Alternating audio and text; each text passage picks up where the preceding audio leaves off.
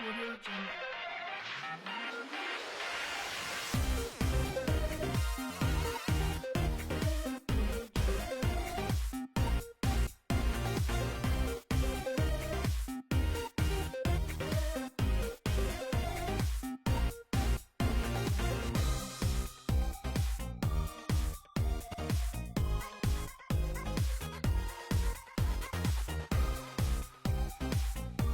Audio Jungle. All right, you guys set up and ready?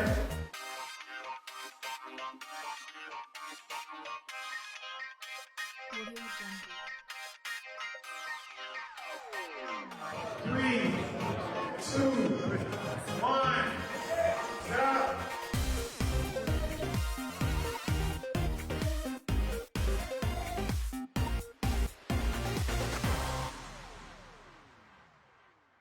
Audio Jungle.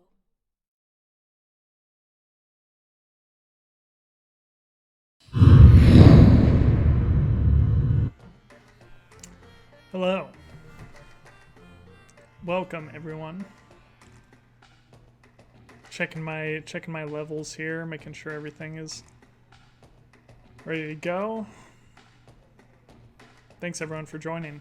We're back with another Clash of Cronies.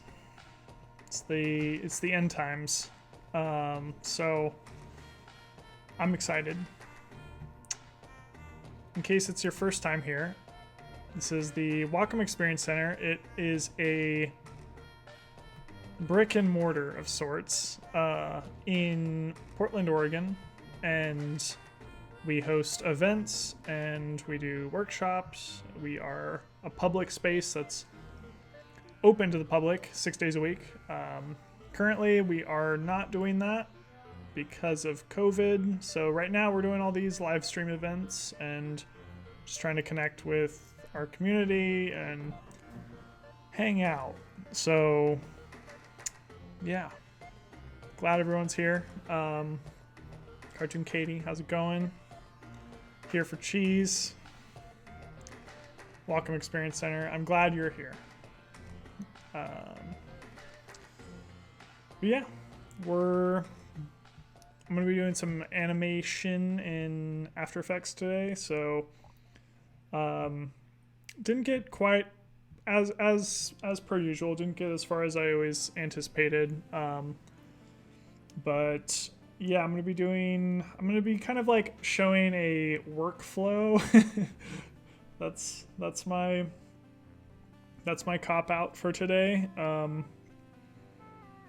Because I'm trying to rework one of my characters to be a little easier to animate. So I started getting into it last night, and today I'm trying to use some expressions to make our golem character a little more, I guess, just like efficient as far as like animation goes. So I'll be showing off some stuff that I picked up, some different tips and tricks. So yeah, that's what we're getting into. Cool, let me transition over to that.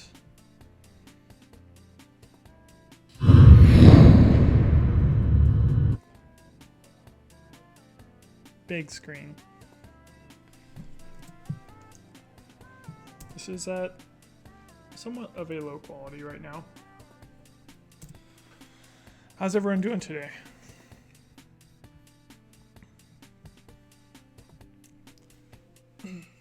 So, all right. I'm gonna let this kind of buffer. Might take a second here. Rock Boy. I do love Rock Boy. I love all my children. You know, but the people decide who goes on. So yeah. I mean, unfortunately for Rock Boy, the polls pulls are leaning a little towards the merfolk right now. Yeah, I mean, it's like, it's almost, you know, it's too early to certify this win, but you know, there could be some litigation on the part of the golem, but you know, and it's the golem's right to pursue all kind of legal avenues to contest this win, but I'm pretty sure people voted in favor of the merfolk, so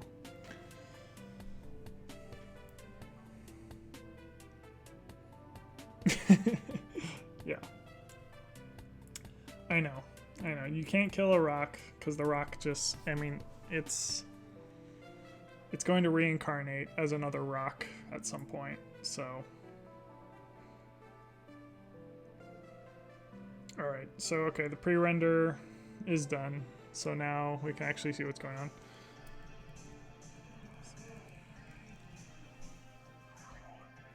Man, that... my After Effects audio just is paying no heed to me. It's just like, yeah, let's do it. Alright, so, I mean, I essentially just laid out this opening scene, right? So now my goal is to make them fight. So I was kind of trying to work through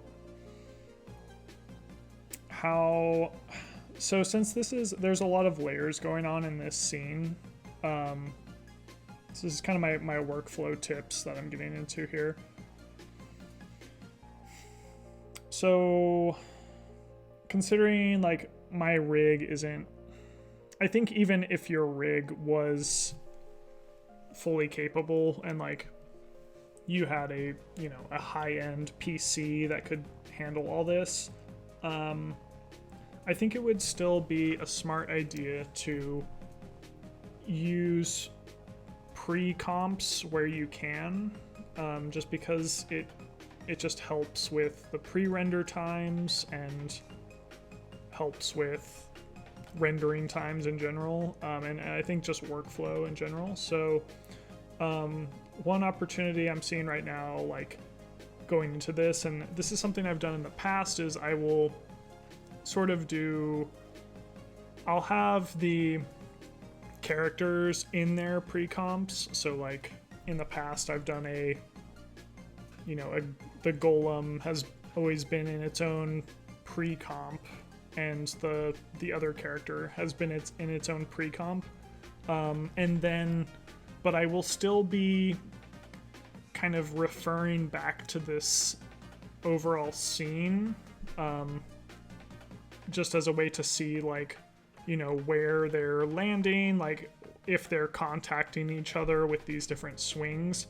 And so what I've kind of realized is it's pretty taxing on my computer, and just like time wise, it's kind of a lot to sort of always be having to render out this 3D environment. So what I think I'm going to try this time is I'm going to try to pre-compose these two characters fighting in their own scene, just like basically on a blank background. They're just going to be fighting each other. And then I will kind of drop their pre-comp into this scene later on. So my computer won't have to continually render this like 3D lava environment that I've made.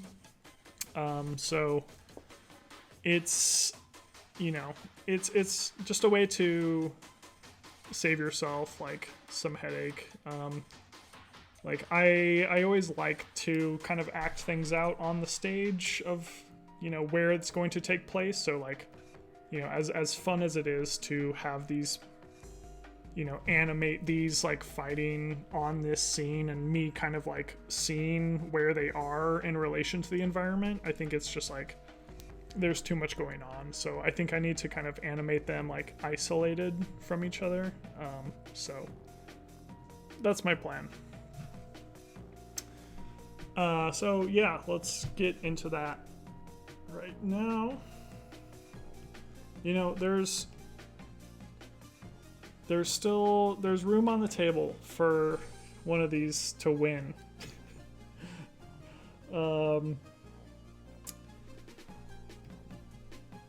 You know, I can't quite call the race for Merfolk right now. That would feel just a little too preemptive.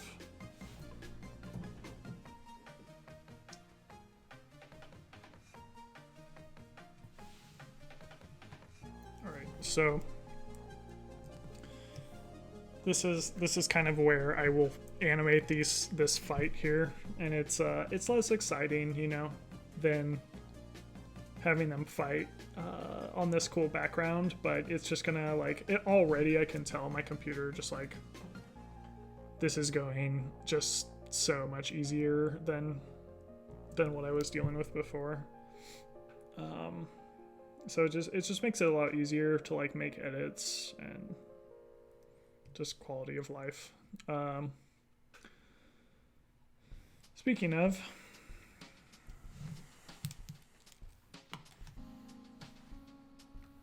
yeah.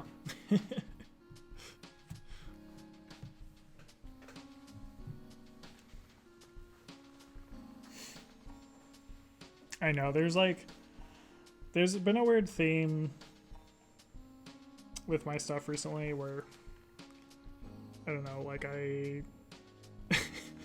this has involved voting. Earlier this year I worked on this PBS animation that was like, you know, I mean, I think they obviously timed it around the election, so, but it was around women's suffrage and voting. But I've done a lot of like voting centric animations this year, and it's relevant.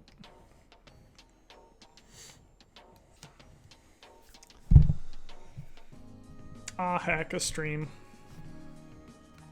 How's it going, Whitney? All right. So I'm gonna be getting into the weeds here.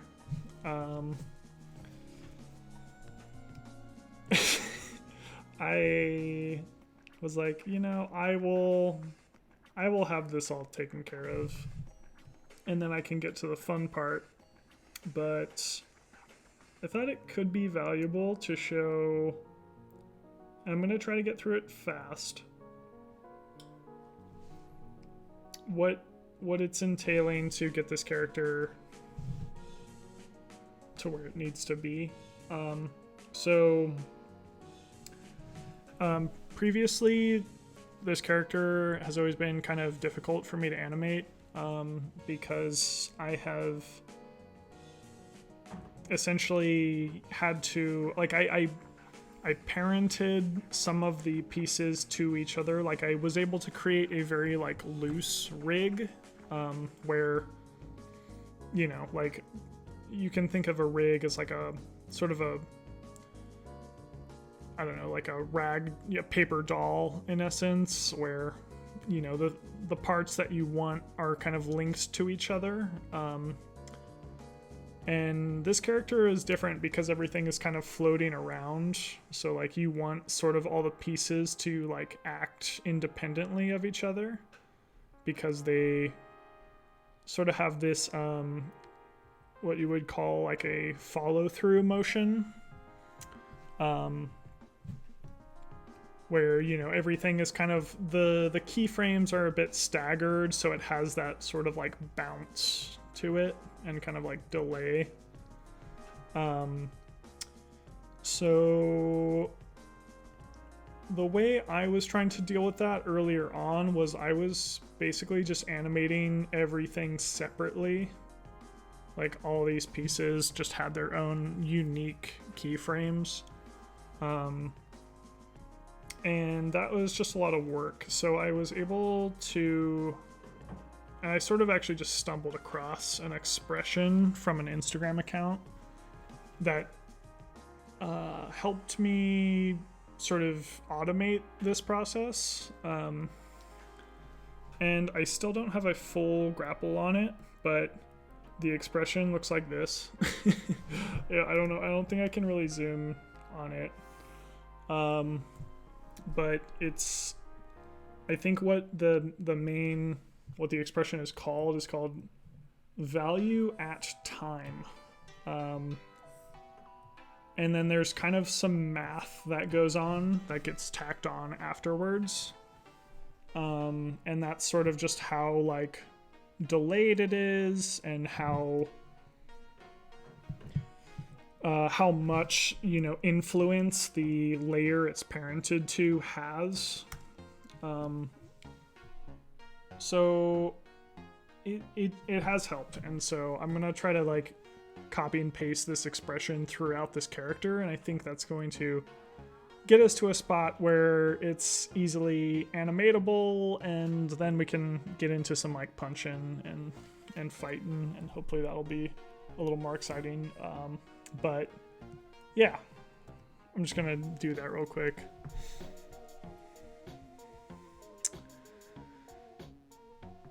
Yeah, animatable. It's one of those. It's gonna be added to Merriam-Webster at some point. This is my V8 juice, by the way.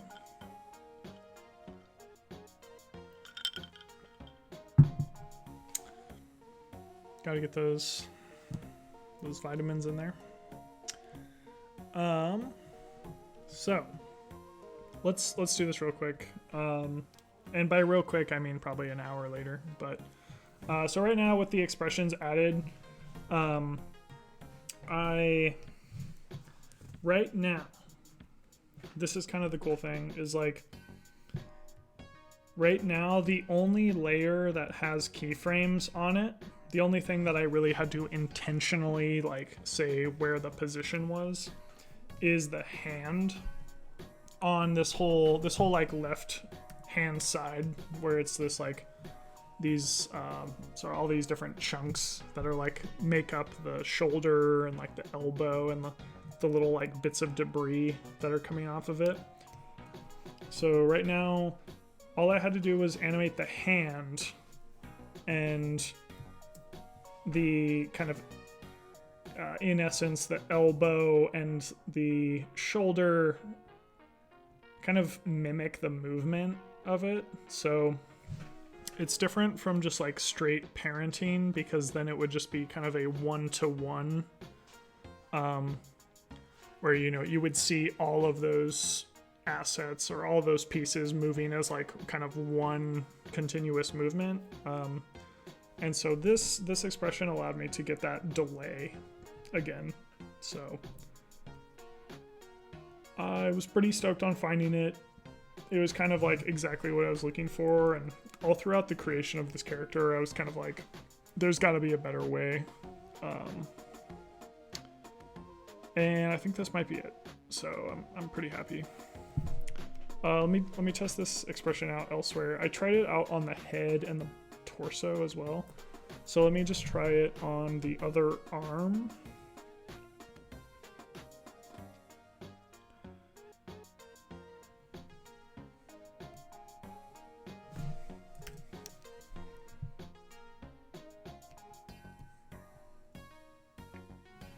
And again, this wasn't like, I wasn't like writing code or anything for this. I literally just looked up like 2 different tutorials, and then I like put the code in. I basically copy and pasted like code from 2 different tutorials in, and like they didn't conflict with each other. And so I was like, I don't know how this works, but I guess I can just like paste in 2 different things that I want to happen into the same line of code, and it just like didn't have an issue with it. So I was like, this is a miracle.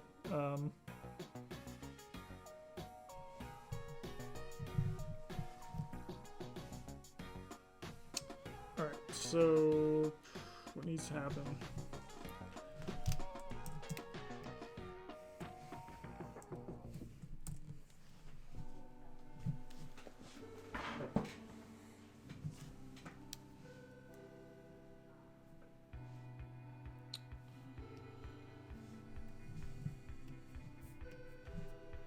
So I'm gonna. I had everything parented beforehand. I think the way I did it beforehand was I had a lot of stuff parented, just like to each other, and then I added a looping expression to everything. So like the shoulder, like the little like kind of like satellite pieces, as I call them, like these little bits of debris, I would add kind of like a looping animation where I was like, okay, you just kind of like hover up and down throughout this, but then like they were parented to the shoulder, so then like they would still be floating up and down, but they would like move with the rest of the body. And then it just kind of like didn't work in some instances, so I'm hoping this solution gets us there.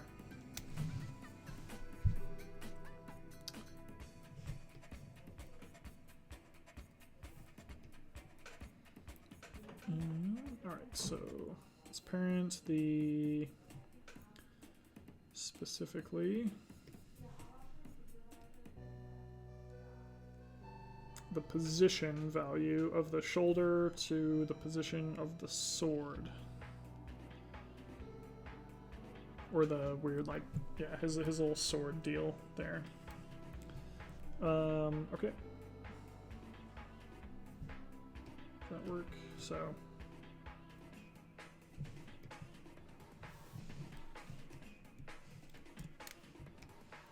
Let me try that again. Position from the shoulder to the position of the sword. Maybe? Alright.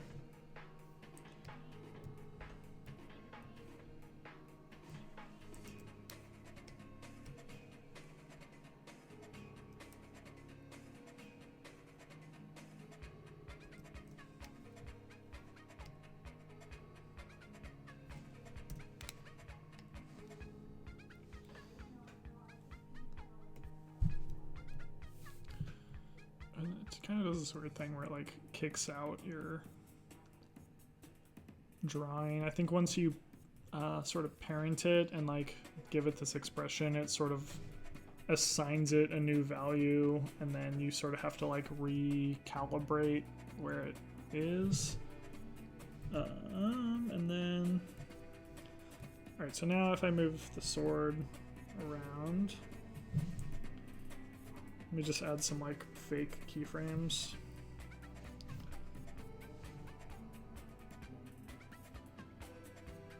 So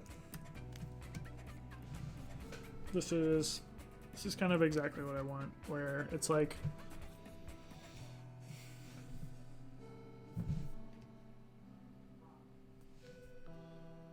right now this kind of shoulder piece with the roots on it are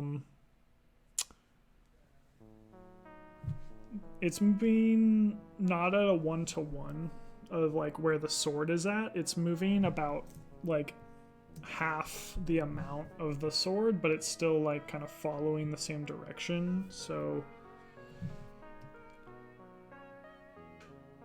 that's where you get that golem look. So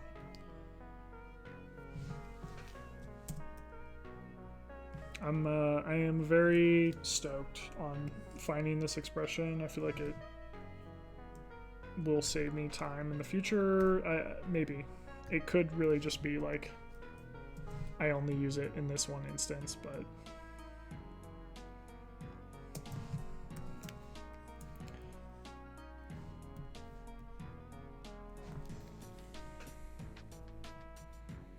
what loop expression would I use for this? Sorry, it's late to the chat.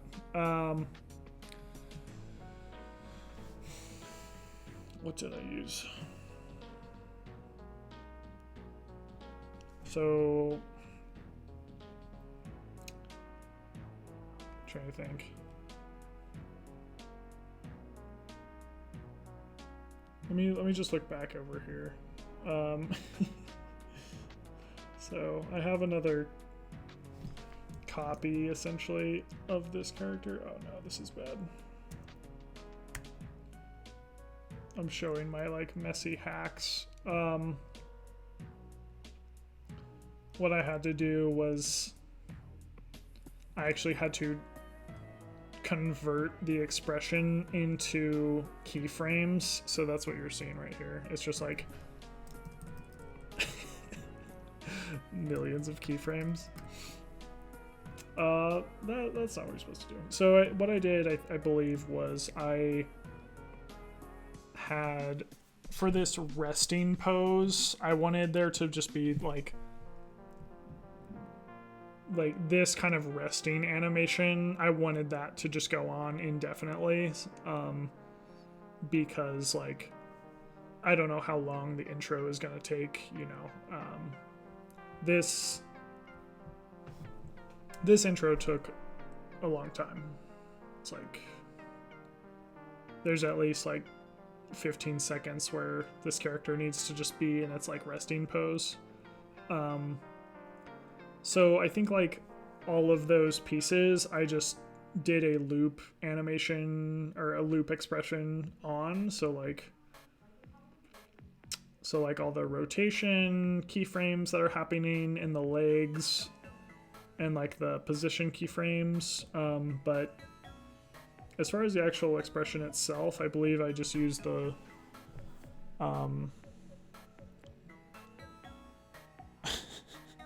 the loop out. But there's another one that you can use, which, like, for some reason, if loop out doesn't work, the other one I found is, let me just test it out here, is you just kind of do it manually. So like you say like, I don't actually know if this will work, but you go over into, this is all very small in the workspace.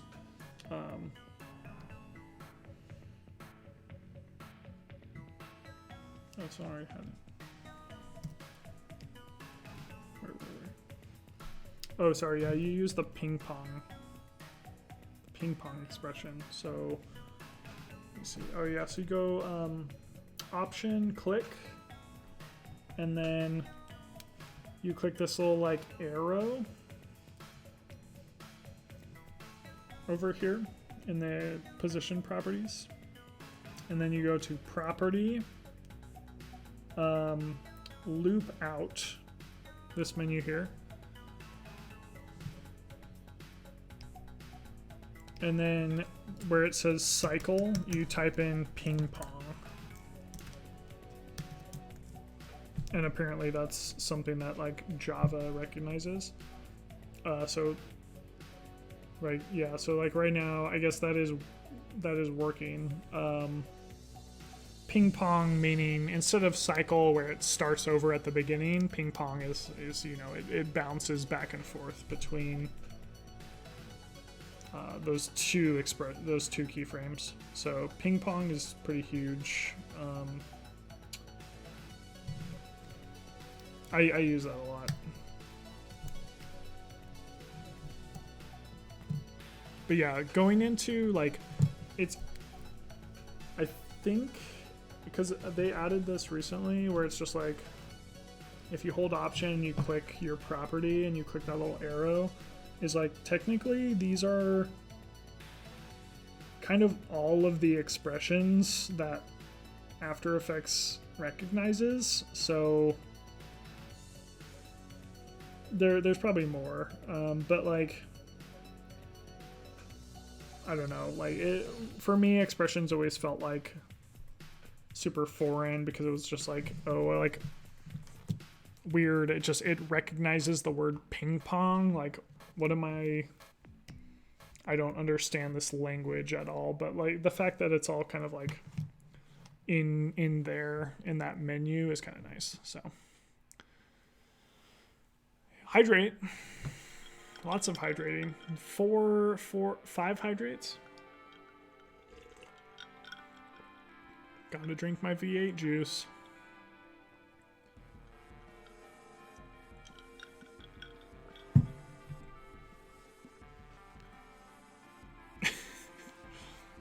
Accidental nap.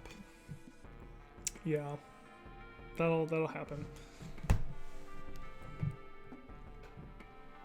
You've been working too hard, Katie.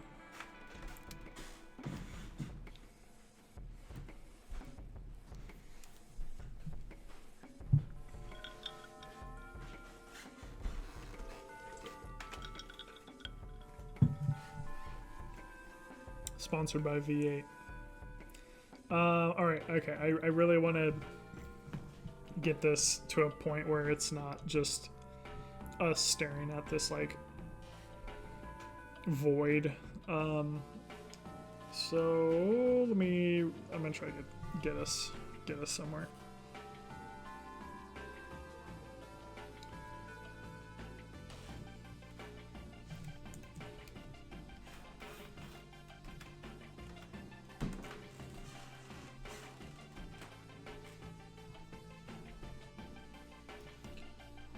I'm testing this out. Okay, that works.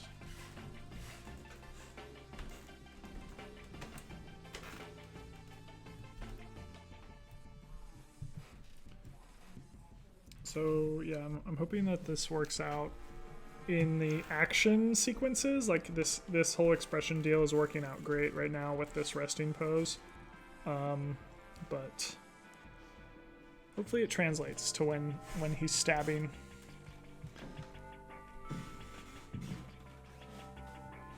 Cartoon Katie making the big bucks. It's nice. It's good.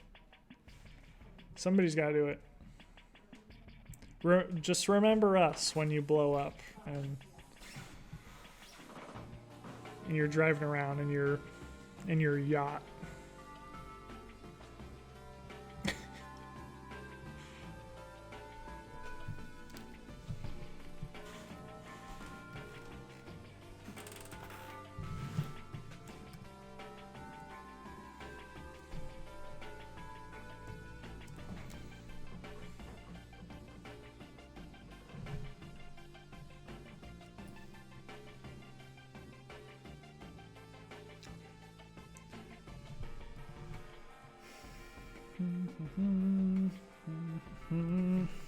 Just gonna try.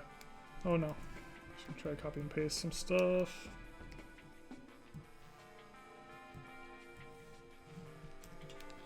But I mean, ultimately, this tutorial that I stumbled across just made me realize, like, I need to get my to just get a grip on expressions in general. I think they make After Effects like a lot more worth it,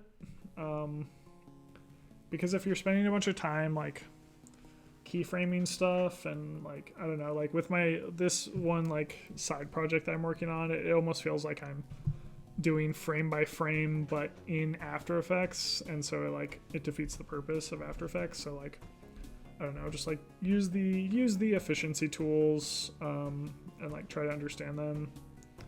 Otherwise, like, you might as well just do like frame by frame animation. That's like very hyperbolic, but I'm just like ready to ready to level up with some expressions.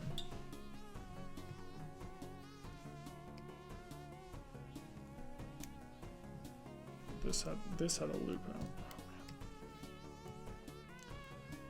I'm running into the classic situation of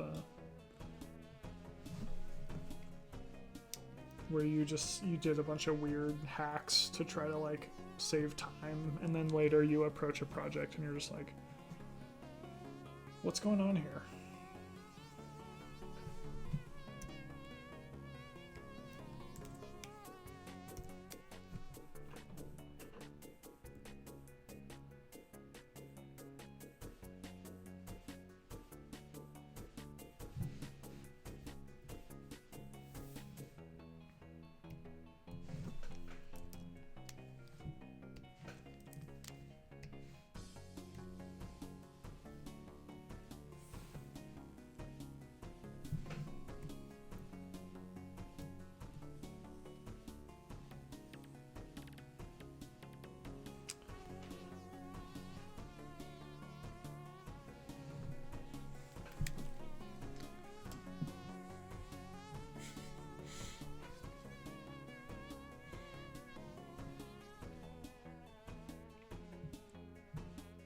No. I lost my Twitch window. Speaking of, there's got to be a better way. I should really get my chat window into OBS. I watch my own Twitch channel as if I were a spectator.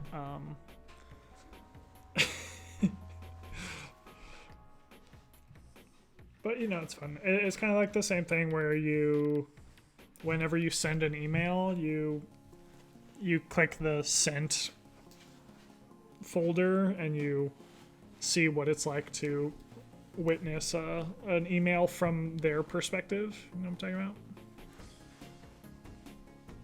It's like what I'm doing.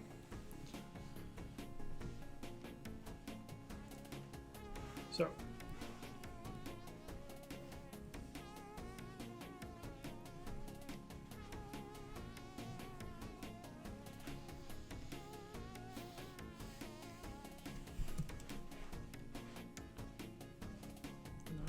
Ferociously dig myself out of this hole.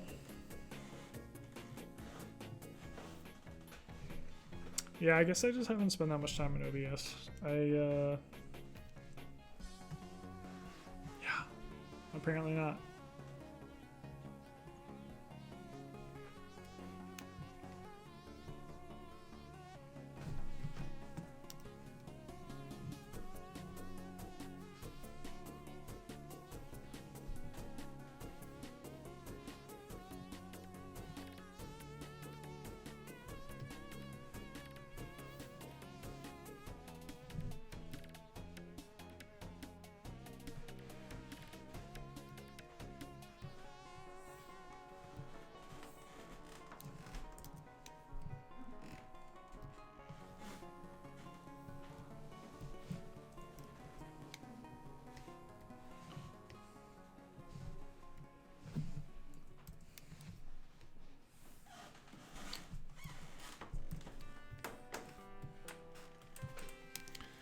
Todd, I don't know if you're still around, but did you ever play that game 13 Sentinels? I know it came out kind of recently.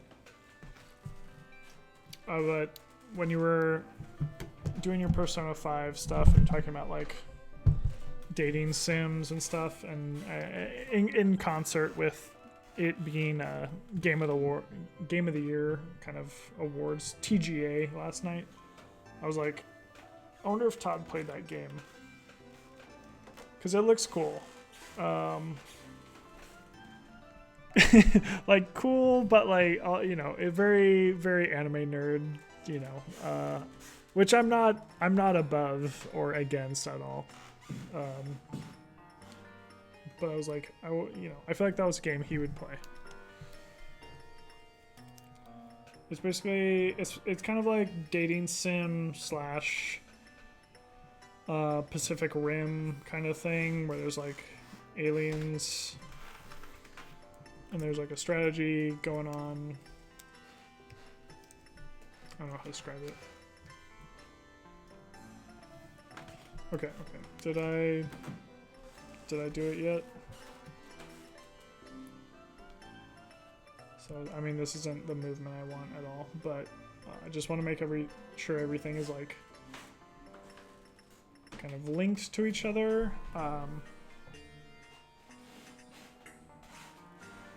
The one thing I would be curious about is the legs. Not exactly sure what those need to do. Those might just need to be independent of each other.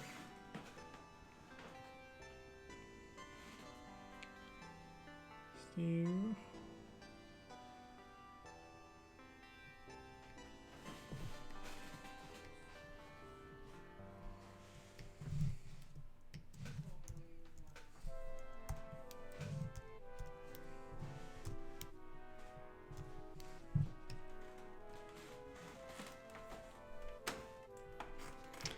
Hello, you. Just Collins, what's up? We're deep. We're deep in the dungeon.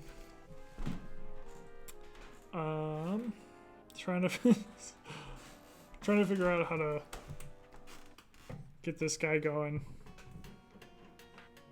Alright, so he's ready.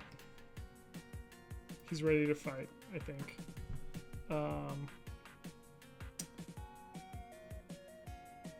I would like to do something with the legs to make them more automated. Because this whole deal was to save time for myself, so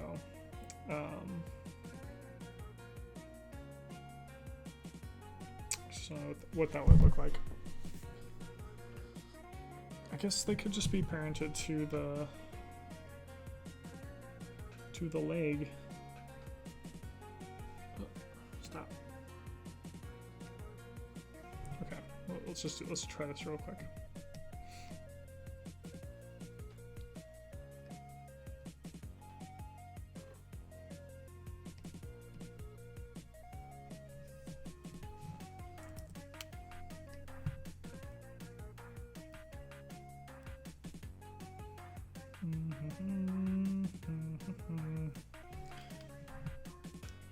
You recognize this song? Yeah, so yeah, so this music is a I mean, I've played I think the same track, which is like it's an hour-long track, but I've played it throughout my streams, I think since the beginning of when we were streaming, and so yeah, it's an artist named Pilot Red Sun. I have to make sure that's right.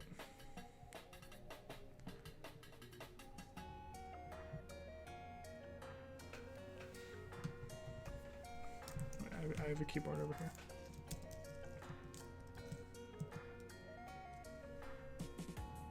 No, Red Pilot Sun. Backwards. Red Pilot Sun. And so they're super rad. I have to make a shout out to them since I'm using their music.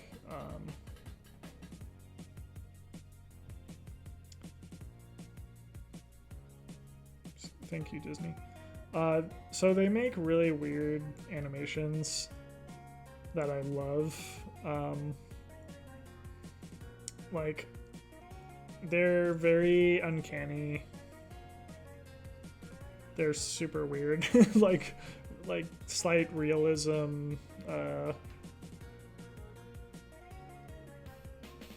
Yeah, it's like they're crazy. So I don't know. I love their work. They make great music. This is their music. They're multi-talented.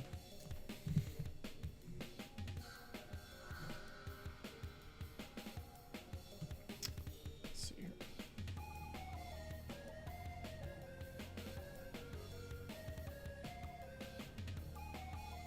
Did anyone see that Vin Diesel game? There's apparently a Vin Diesel game where he's like a I don't know what to say. Like it's just like Ice Age status.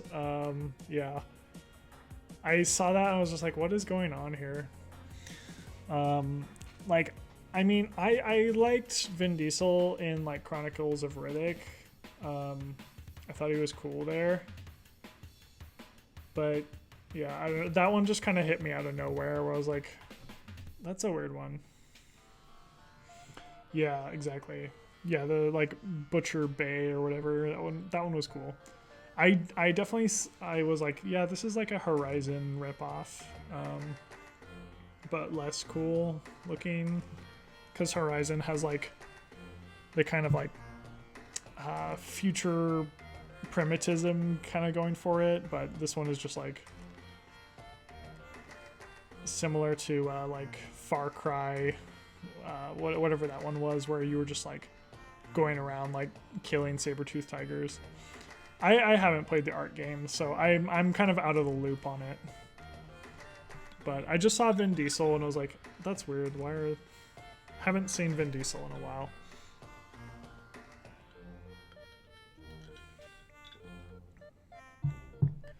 It's interesting to see all those like celebrity kind of representations going on in games. I know it's been going on for a while, but like, I mean, like Vin Diesel was back in a PS2 game, right? With, you know, Butcher Bay and like Tom Cruise was, I think, was it Tom Cruise was on the cover of like a PS1 game at one point. I mean, there's Top Gun, and they obviously do like movie adaptations, but like the actual like facial capture of, you know, celebrities, like most recently thinking of obviously Keanu Reeves in Cyberpunk and Norman Reedus in Death Stranding. So we're just like, is this going to be more of a thing?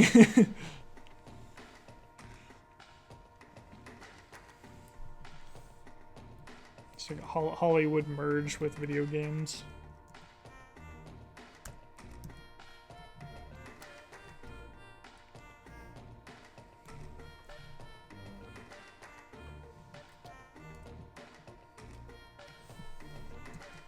Okay, so speaking of games, I have to get my head in the game here. Alright, so I'm going to copy and paste this expression over to the legs real quick. Let's see what that does for me.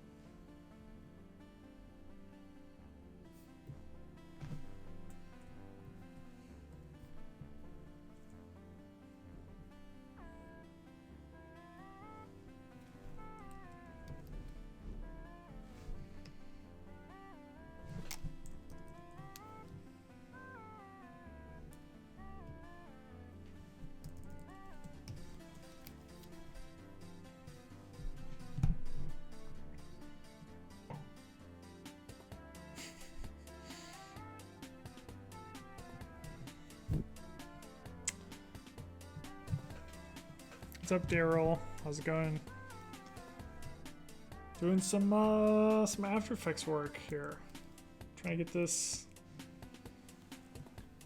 here character all rigged up with some After Effects expressions. Oh.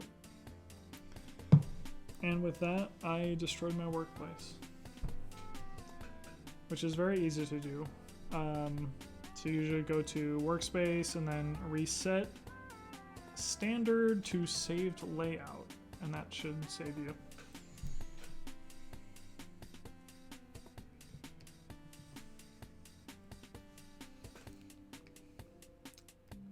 So I put this expression in on the thigh. Now, let me just test this out. If the foot moves, okay, so the thigh, as we're calling it, it is influenced by the position of the foot, so it starts to err in that direction. I think I want it to like move a little more with it, so I'm gonna have to look at this here. I'm just gonna experiment with it. I believe you would do, let's see here.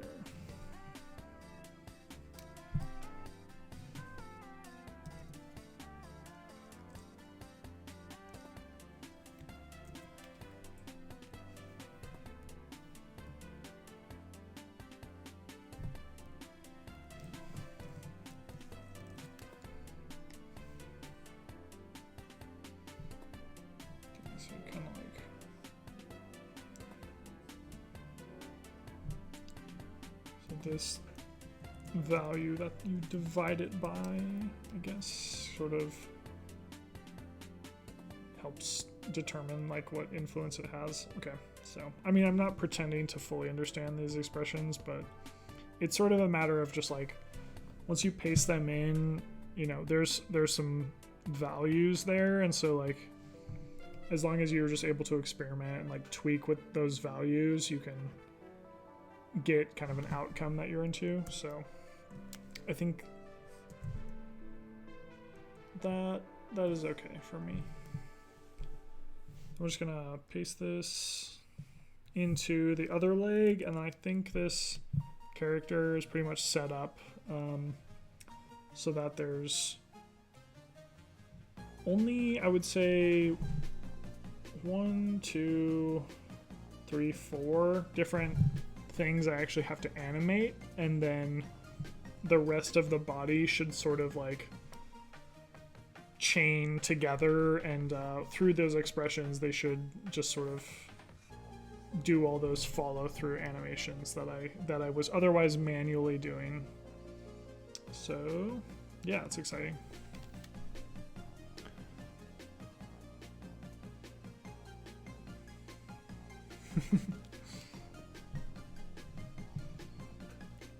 All right, so grab the other.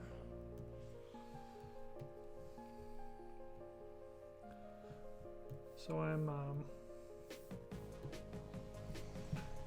getting the position. Oops.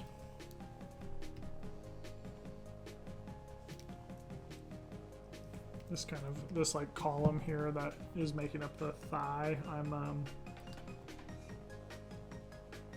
going to parent the position of that to the foot, which is, let's see here, right here. So use the pick whip and go down to the position of the foot, parent it there, and then paste in this handy expression that I found to add that kind of delay to it.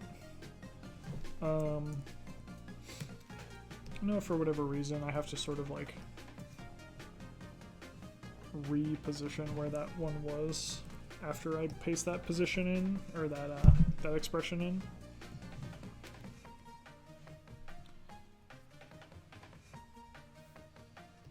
But now, once I manipulate the position, see, that looks, for right now, that looks a little too one-to-one for me, so I think I want to, like, again, tweak these values, and I fully don't understand what they do.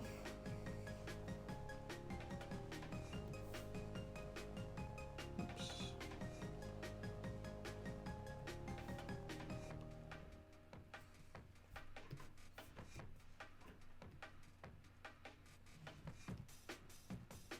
Interesting.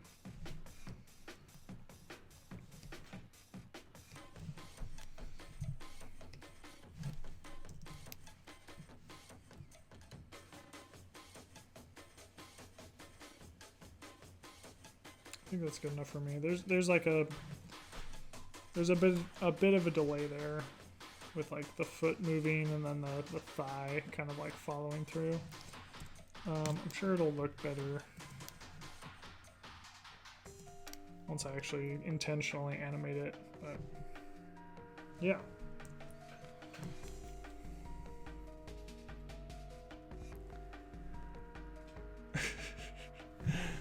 Yeah, so the expressions, they definitely, despite their title, they make After Effects, I would say, more robotic, but in a way that helps you be more of a human, aka save you time and headache. So they're just kind of like little bits of Java that you can enter into these different properties, and they just help you with labor essentially is the most thing. It's kind of a workflow, like, efficiency thing. So I would say the most important one is loop out, and like there's lots of like YouTube tutorials you can find on like how to apply an expression. One of the biggest ones for me when I was starting out was wiggle. So you can literally just like in any property, like let me see, there's probably one that I can do that's just to demonstrate. Let me do it on the head. No, that I guess the head has a lot of stuff going on, but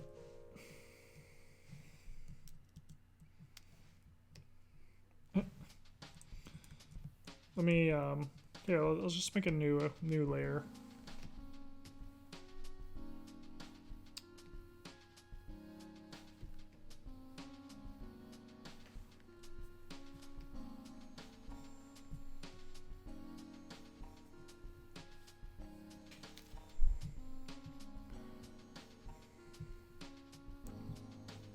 So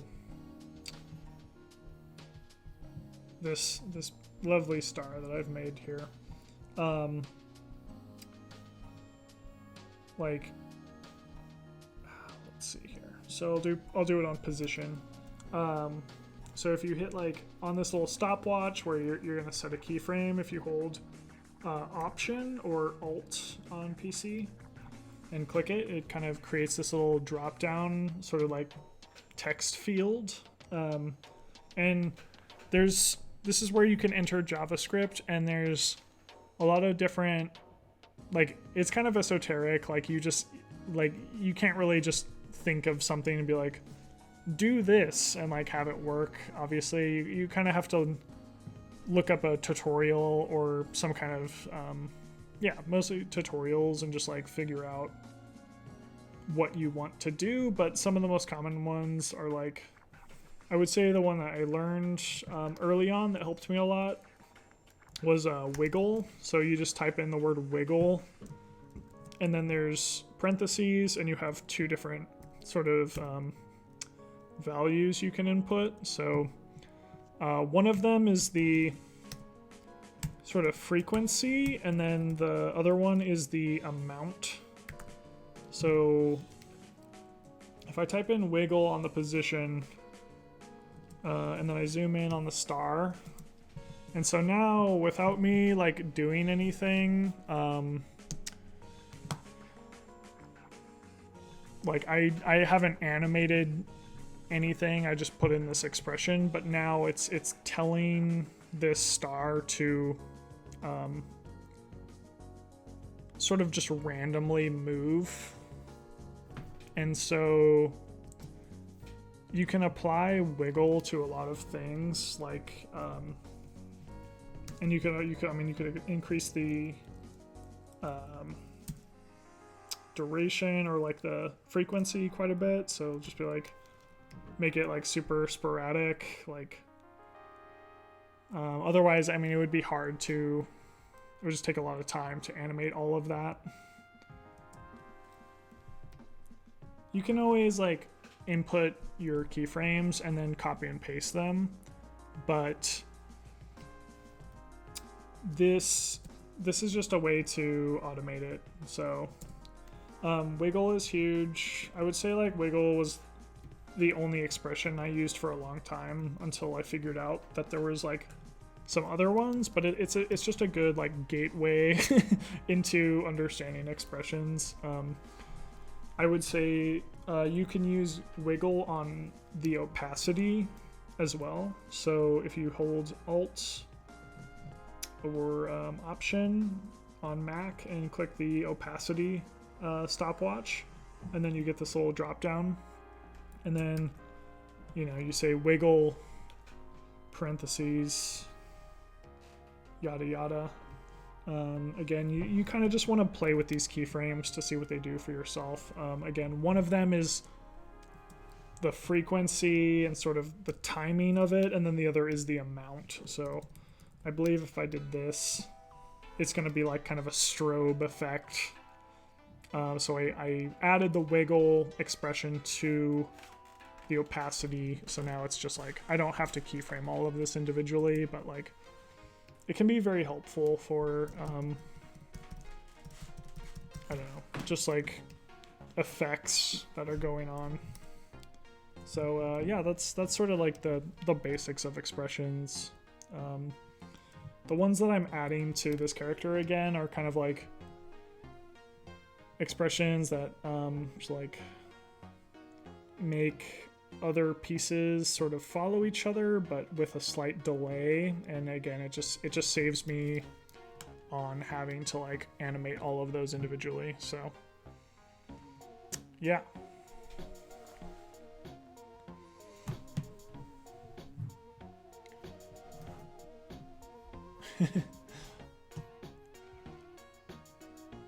Yeah, this one, who did I find this from? It was, let me point people to this dude because I want to give him credit. I believe it was...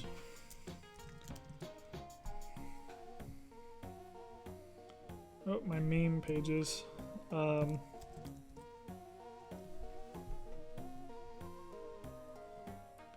Yeah, it was this guy. Blunt Force Simon.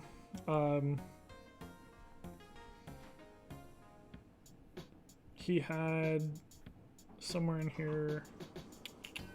Yeah, it was like these little. He had a little series called After Effects Expression Crash Course, and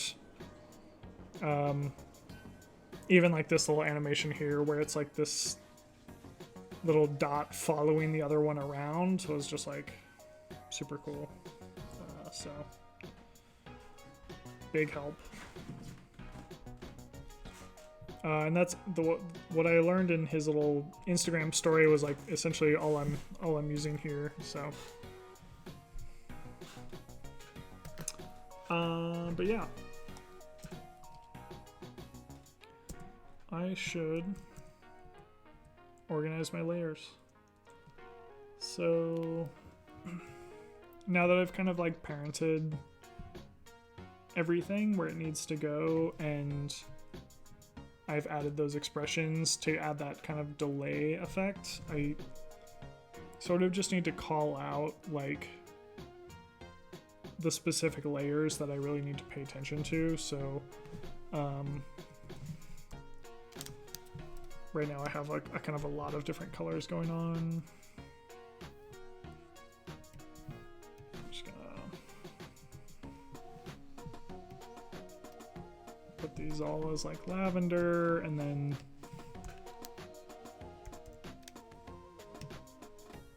I'm just gonna go ahead and color the ones that actually affect the rest. So we'll do like fuchsia on the important layers that I actually have to animate.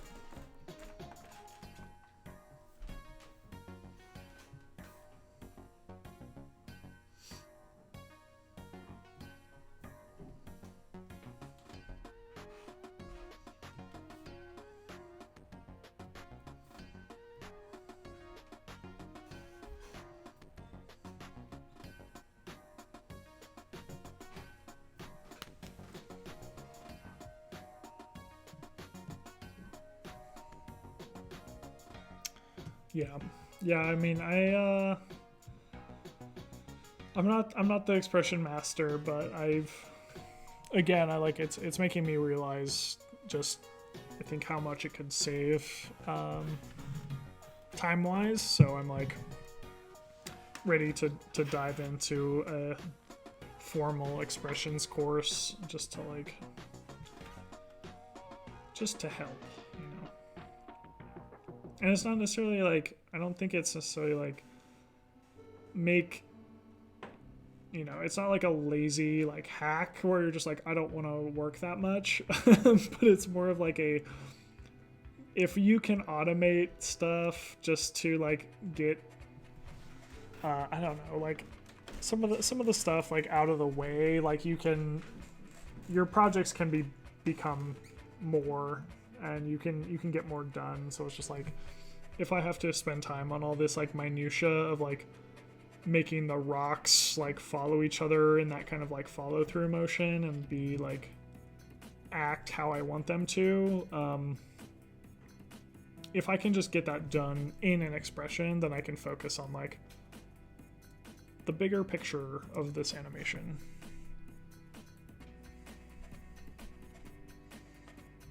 Expression sessions, I like it.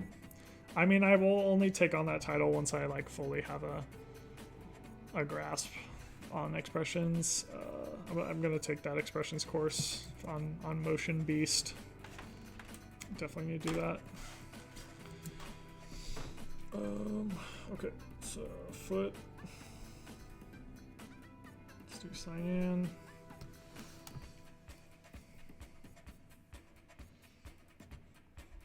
As terrible as it is, I do love using a mouse in After Effects. I'm sorry, Wacom. I'm sure like that statement's gonna get me fired, but man.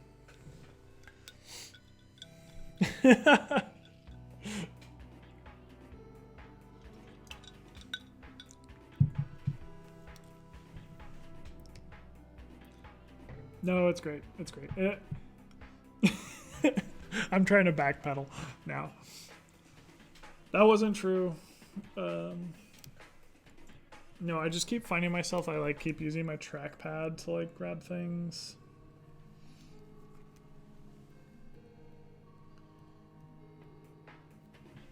I'm sure I would change my tune if I was a little older and the carpal tunnel was setting in. I would revert back to tablet. Or pen rather. I mean, I love the tablet. Like, on screen is unrivaled.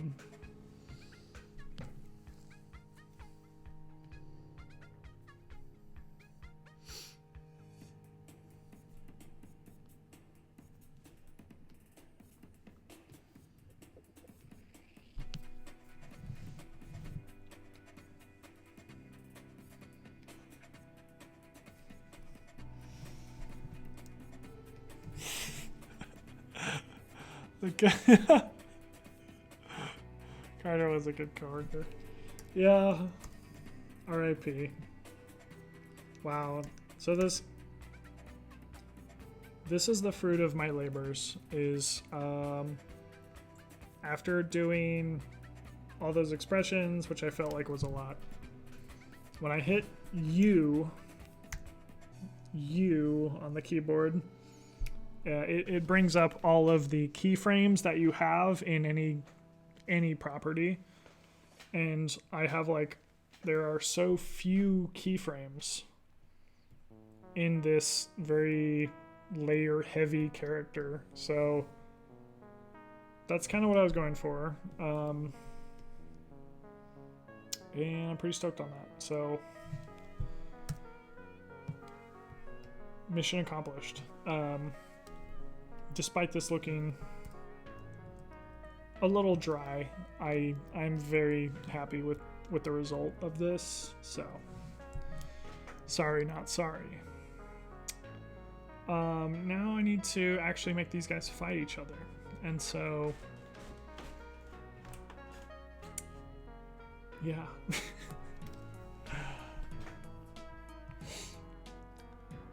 Yeah, no, Stylus wins. I'm backpedaling. But ever so often, once in a blue moon, you know, you like a mouse here and there. Yeah, I mean, it's really the style. I mean, you can't draw with a mouse. Yeah, this is my one opportunity to use a mouse. It's mostly just clicking around on little buttons that I kind of like a mouse for. So you know, that's why I'm here to sell those USB ports that are on the sides of a Wacom device. Plug a mouse. Plug and play. Plug a mouse right into that tablet. Best of both worlds. Why not both?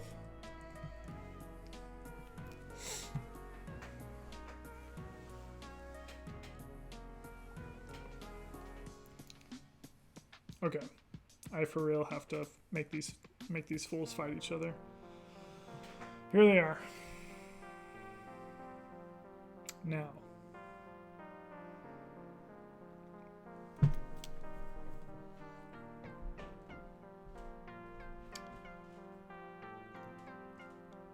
Do I... It feels like a lot right now for them to be in their own pre-comps and then fighting here, so I think I actually want to kind of break these out.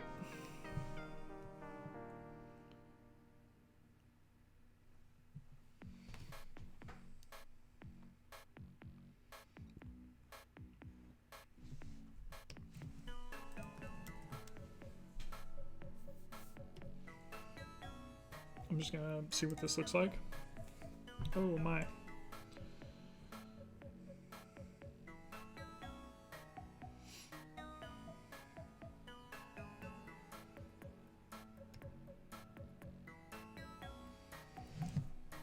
Not ideal.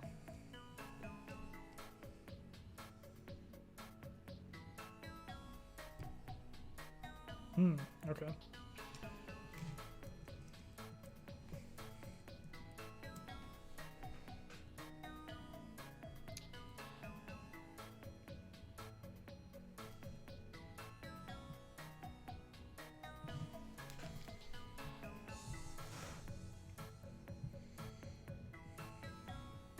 Just reviewing the chat here.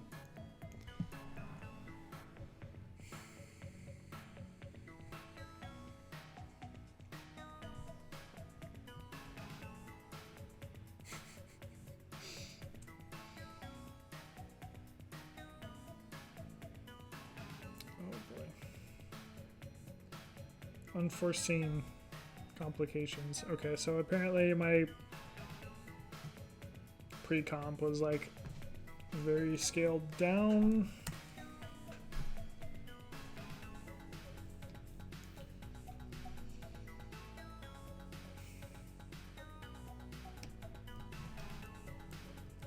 Because when I paste this in here, it is very big.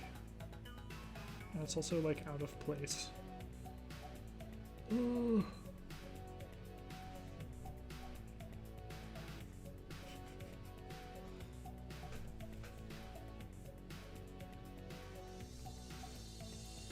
But essentially what I'm trying to do is I want these two characters to like be in the same comp, because I feel like it's going to be too much to try to like... Well, we'll see. I might just have to leave them in their own comps since I built it this way. Alright, so we're gonna go to the old two window workspace. So this is what this looks like. So you go to New, Viewer. Now you have you can view both, and then you'll want to lock one of them. So this will be locked to where we can see both characters, and then you'll want to have this be flexible here. So now we'll kind of have to animate the golem sort of like isolated, but we'll at least be able to see over here, like in relation to the other character, what it's up to.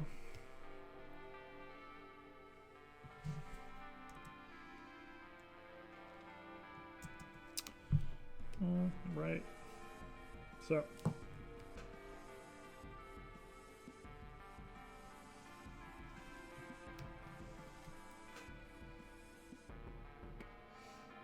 we're going to refer back to our kind of master comp here to see what's up. So right about this 20-second mark is where the camera kind of zooms out, and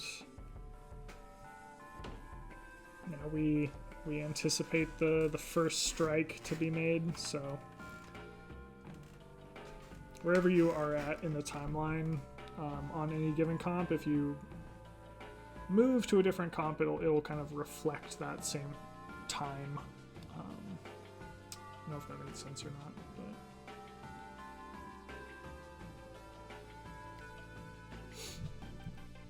luckily it's about the same spot here, so.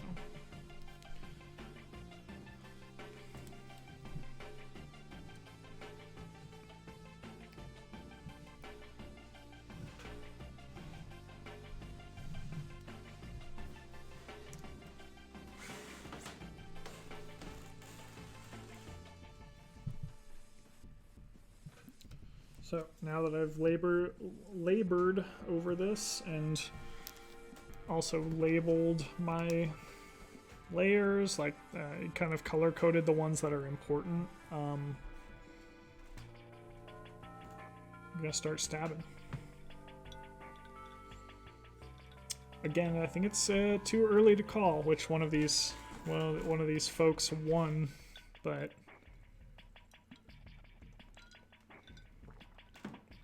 I think the Merfolk character got the most votes, so we'll have to plan for that. But I have to have some building action, so they're gonna trade blows as usual, punch each other, do some damage, and then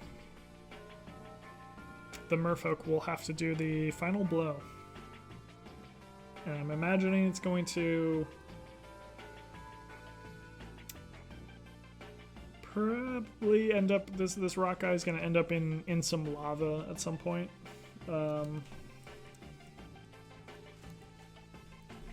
Probably melt down a la Lord of the Rings.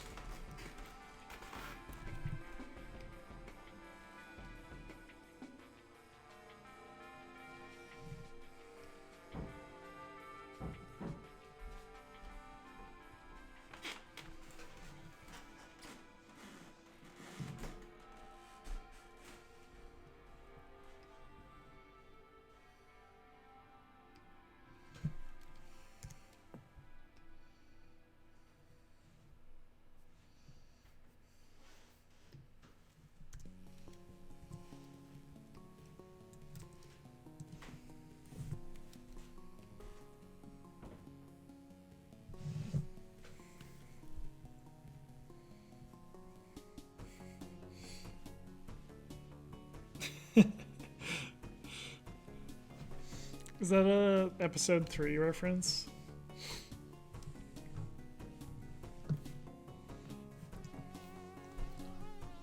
I have the high ground, Anakin. Don't try it. Thank you, The Real. Keep it real. Thanks for tuning in.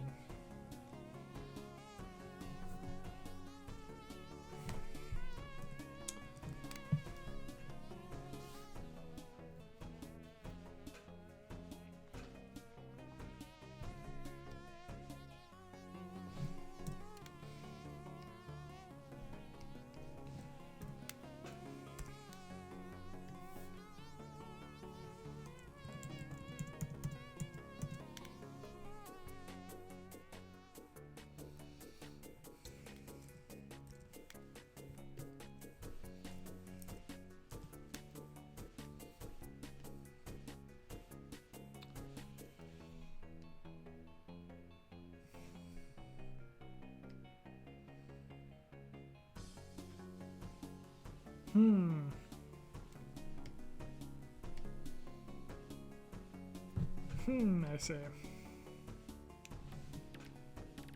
Okay. So... Alright, so right now, I feel like the shoulder is not...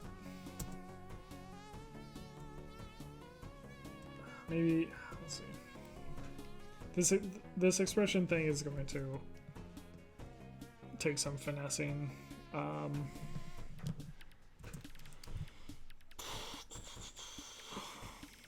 Yikes. Let's take a look. Let's go under the hood here.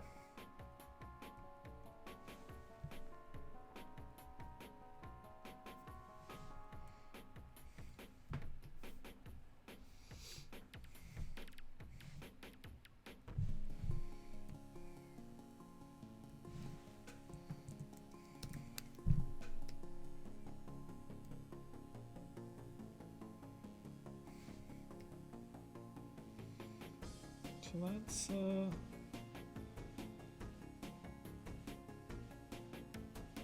I see.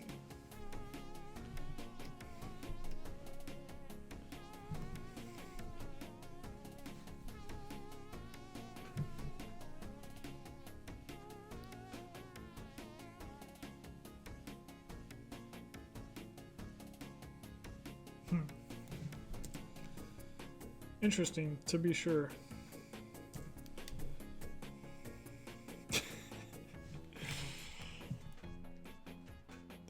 This is all fine. This is all good. I know. I need speed lines, just like your stream graphics. Catch up here. I have the high tide. Yeah, I don't know. Yeah, that's a good point. Like, there needs to be a big reveal on one of these. Like, they need to really show off like their ultimate form, essentially. So yeah, right now, like, I mean, they're kind of just going through the motions for this beginning part where they're just gonna be like kind of just smacking each other, and that, you know, it's obligatory. But after that, of course, there needs to be some kind of like final form, Kamehameha, something big. So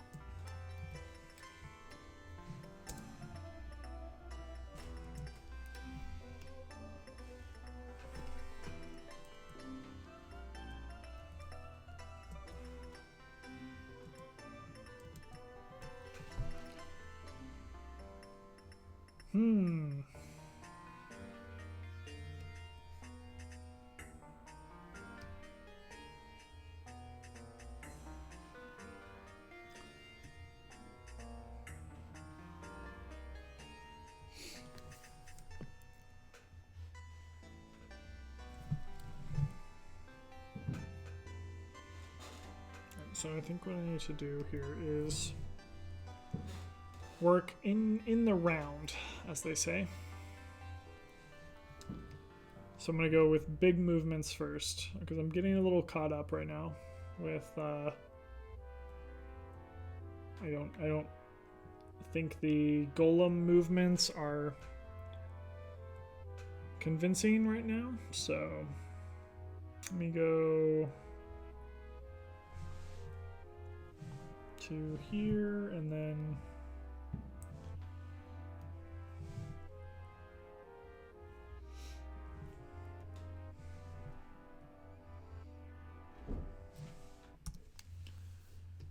Basically just we'll animate this guy kind of like sliding across the screen.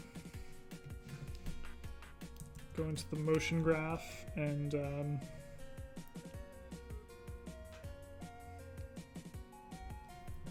I like a graph that looks like that. Little kind of like fast from the get-go and then just sort of ease into it. Something like that. It's looking okay. Hydration request. This was a while back. I missed this message. Ever caring dehydrated merfolk. That's me.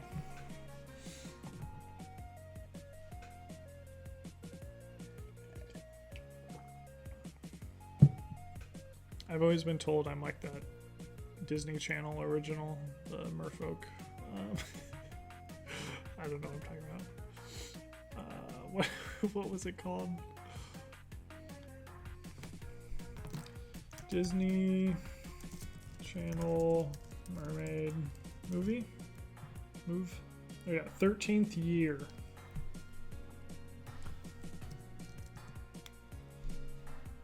Incredible. It's like this like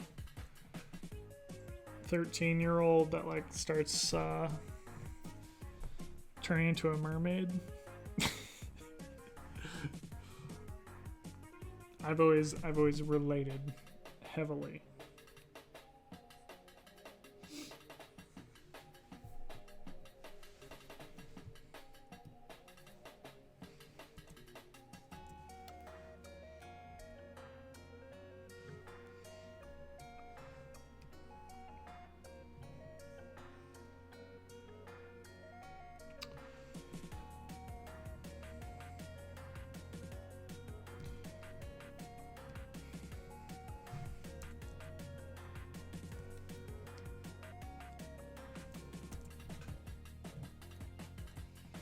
You guys, I have to be honest, the expressions are working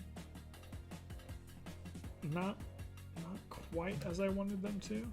We'll see. I think I need to give them more of a chance here.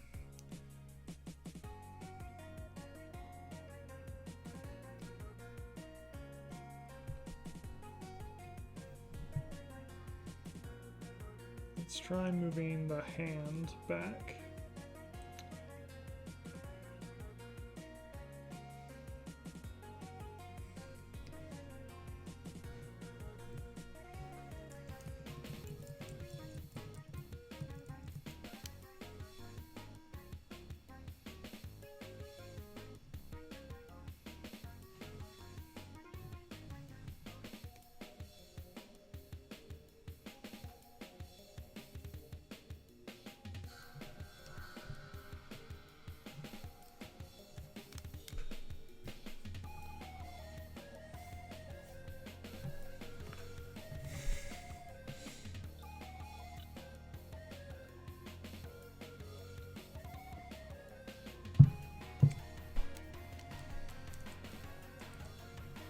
Thank you, Todd.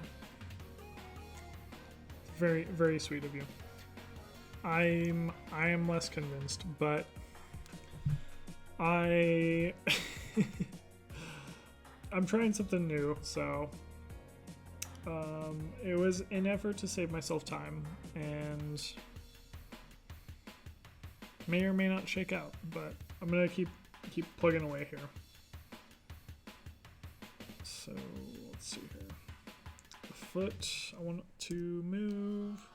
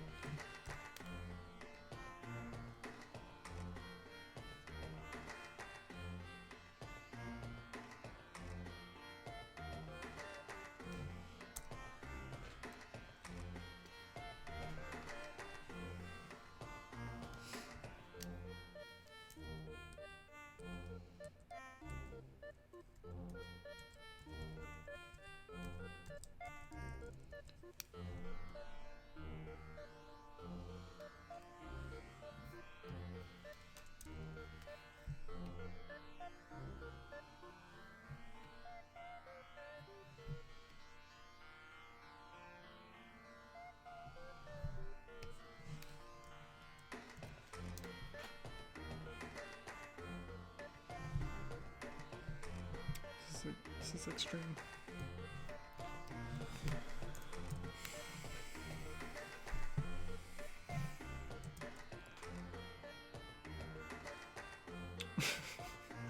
What on earth?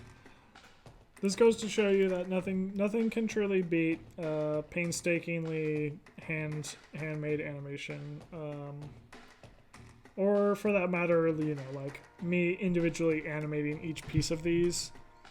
And so, in effort to automate this, it definitely looks worse. It's still, I'm not giving up on it yet. I think it still needs help.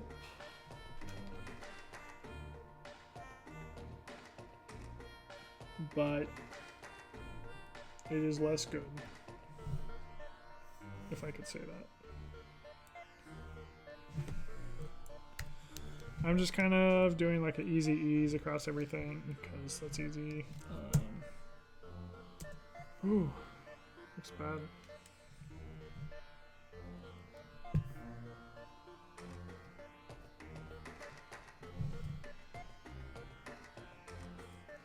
It's alright. I mean, like, so I think what I want to do with these frames is something I've done before. It's very like anime influenced, which is like just doing kind of, there's almost just a static illustration, or like a static pose where they're just like locked in combat, just like duh, but there's like slight movement going on. You know, it's not like there's a ton of dynamic stuff happening. So like, as long as you have these kind of like, you know, these characters that are posable and you stylize it in a cool way, and you like, you know, kind of time it so that it has energy, I think you can get away with a lot. So like right now, if I were to play this as is, like this is, I think a little, let's see here.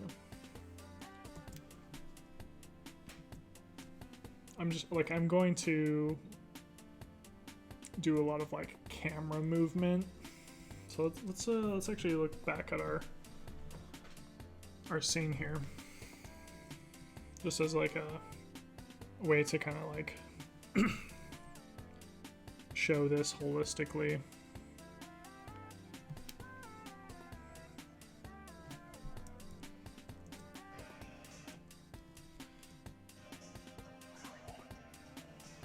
Pardon for the audio.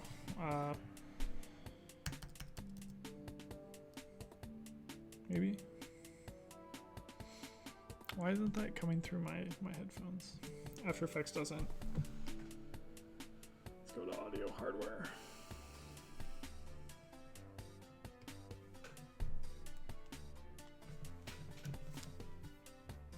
So uncooperative.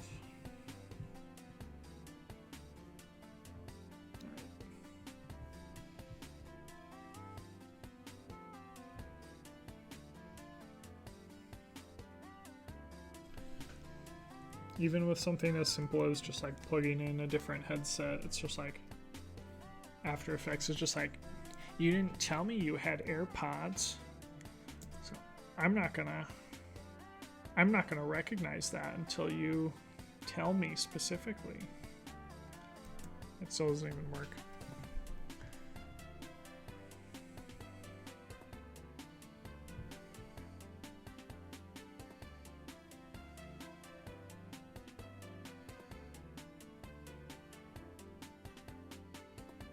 Alright, so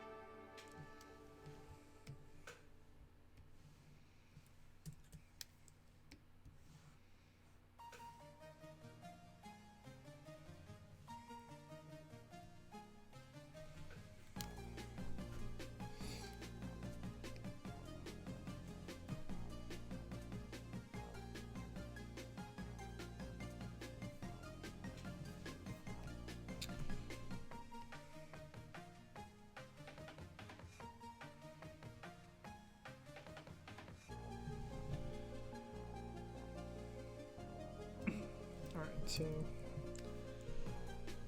we zoom out.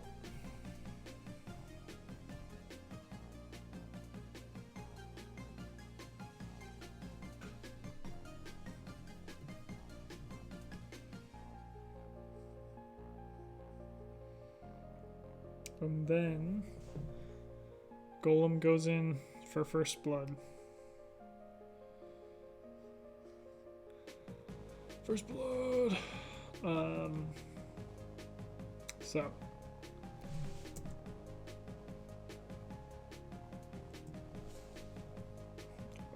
me see.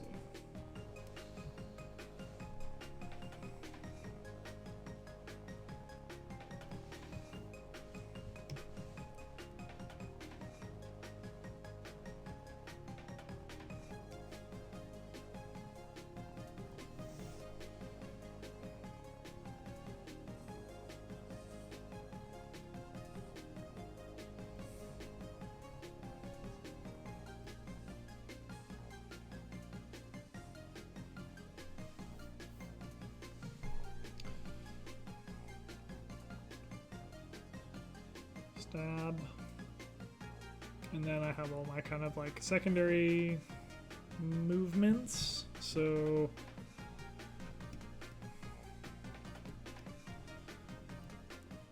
now to make this more dramatic, I would go into my camera here, and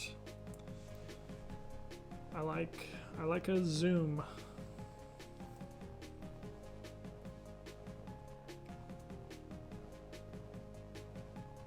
And I've even, you know, like, you can add kind of like a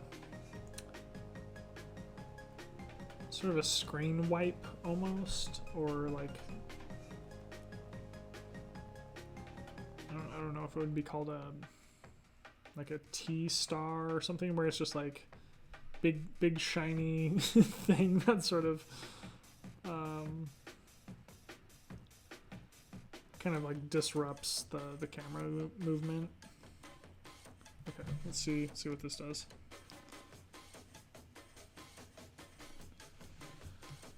I'm gonna turn my quality down a little just because it's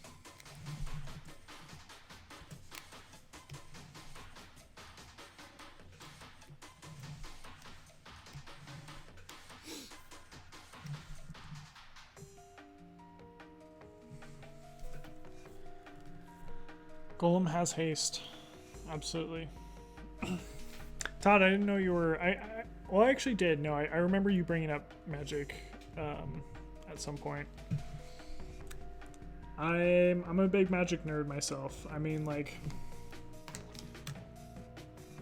there are so many levels of Magic player, from very casual to very extreme. So,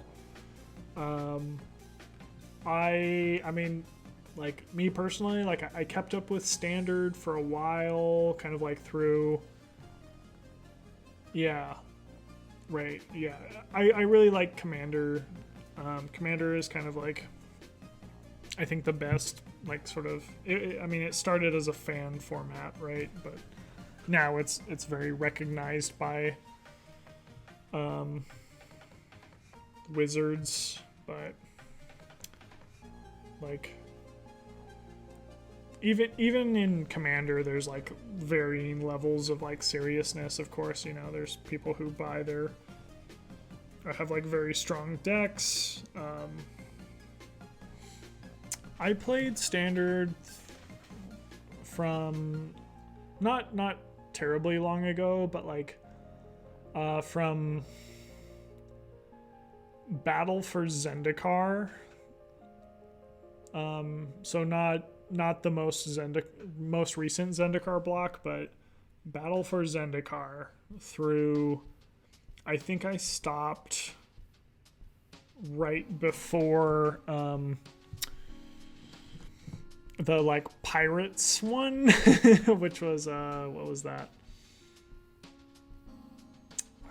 Like after Dominaria, I stopped. But yeah. So I played like Amonkhet, like the Egyptian one, and I played yeah, I mean the Zendikar one and Kaladesh was really good. Yeah, I stopped before the Dino set. Yeah, exactly.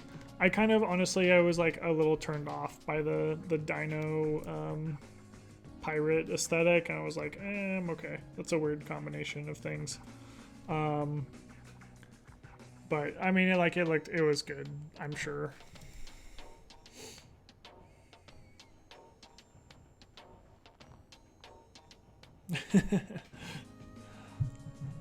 Yeah, designing a new Magic deck would be wild. I mean, I would definitely make. I had for a while plans to make like a set of lands, so just like make alternate art for like some different land cards. That would be fun.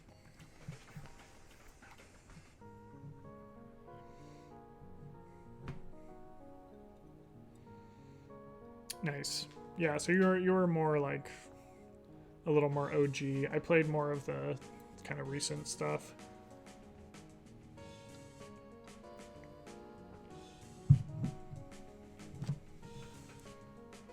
Yeah, I played on Magic Arena most recently. And because they brought it to Mac, and yeah, I played the most recent Zendikar set, and it was actually pretty good. But yeah, I mean, I think it's hard to beat just like playing in person with people. I think that's where it's at its best, at least for me. So I don't know, like Magic Online is great, but yeah, I don't know, like part of the reason for tabletop games and card games and stuff is just like the social interaction, so like I like that aspect of it, so it's hard.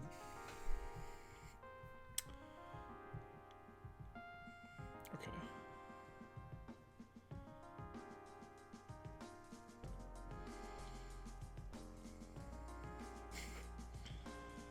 Well, I'm getting...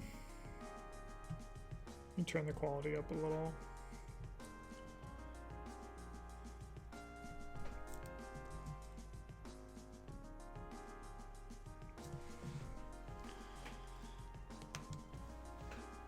Yeah, what I wonder if I know what EDH commander you're using. What kind of EDH are you playing? For a while I was like, I had a so right now I actually really want to make a Merfolk deck. So this is pretty telling of that with this character, but like I really like the Merfolk design, which is what I'm stealing from here. But like I don't know, I really like playing blue a lot.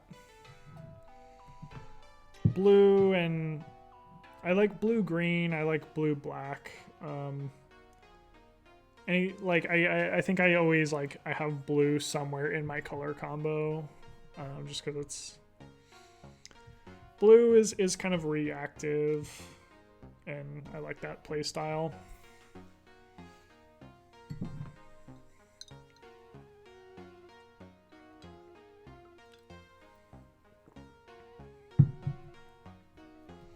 Same with red. Oh, that's interesting.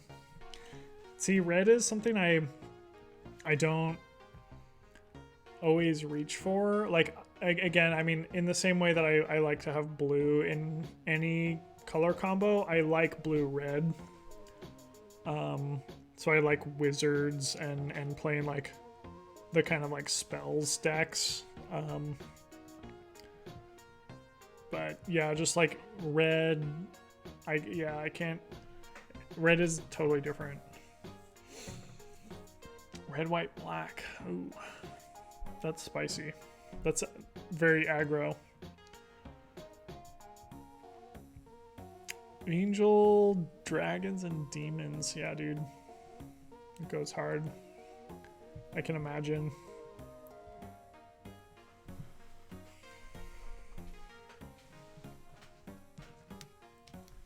That's no, I had actually a lot of fun in, not in the original Innistrad, but the what was it? It was like Shadows over Innistrad, so it was the one after that. There was a red-black vampire deck that I just kind of destroyed my friends with.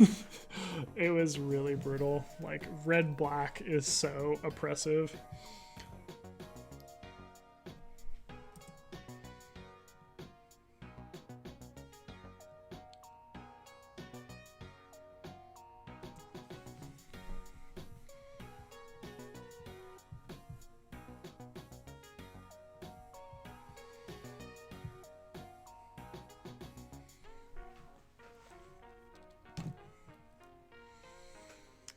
Yeah, it's a mix of like you have very strong removal,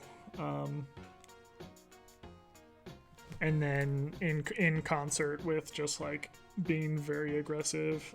I think you can burn out, and like I feel like with red black you kind of like you lose your hand size very fast. Like you run out of cards very fast, where you're just like, by turn 4 you're just like, you have nothing in your hand. But it's fun. If no one can keep up with you, then you're just like steamrolling them.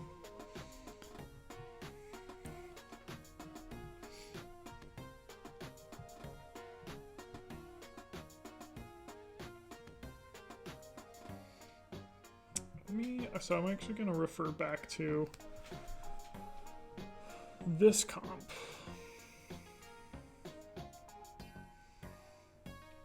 This is kind of why it's nice to have all your stuff in the same spot. Is because I like what I was doing with, not this, but these kind of, let me try to frame by frame back to where this is so I can find it in the comp here. I kind of have these like star bursts that happen, and these kind of allow me to like cheat so that I don't have to be good at animation.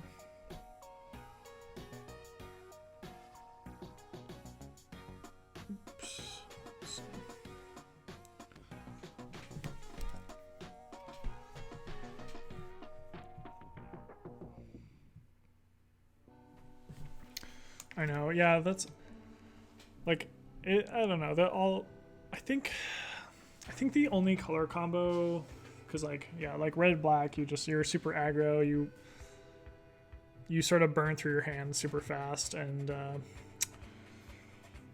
that's it. You don't really have any like game after that. I feel like maybe that's why I have been super like into like blue green,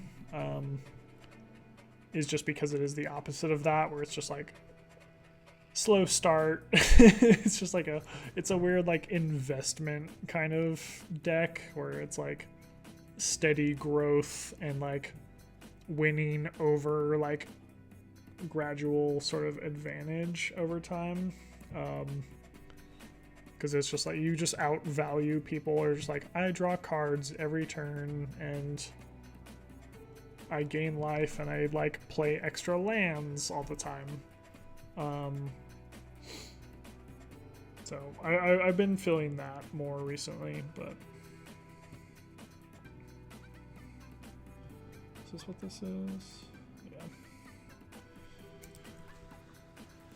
Animation is cheating, so you don't get caught. Yeah, thank you. Thank you. I mean, like, if the audience can't tell, then, you know, why waste your time? So, like, adding this little, like, starburst in here, it kind of helps. It might not be necessary at all, but I just feel like it helps with a little bit of the awkwardness that's going on. Man, I'm gonna really have to like go back in and fine tune this. I might honestly have to ditch the expressions, which is so sad because I spent time researching it. But it's fine.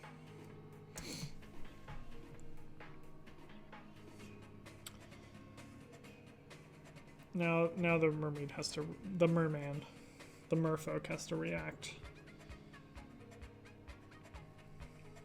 So the merfolk is actually rigged in a good way.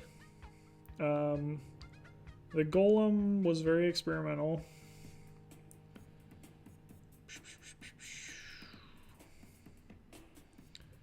So I rigged the merfolk using the professional method, which is there's a plugin called Duick. I don't know if this is working. Duick Basil. Probably shown this off before. But it's essentially what I was trying to do with the golem, but yeah, it's just so that you have less things that you actually have to keyframe, and then it affects kind of the rest of the rig.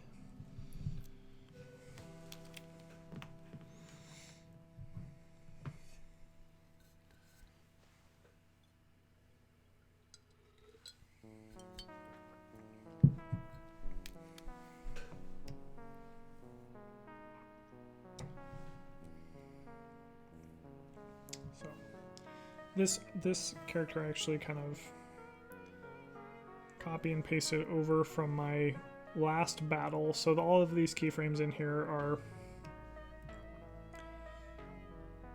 the different poses that I had it do last time, where it was like summoning the creature, and you know, I could recycle some of this stuff if I really wanted to, but I'm just gonna go through and delete.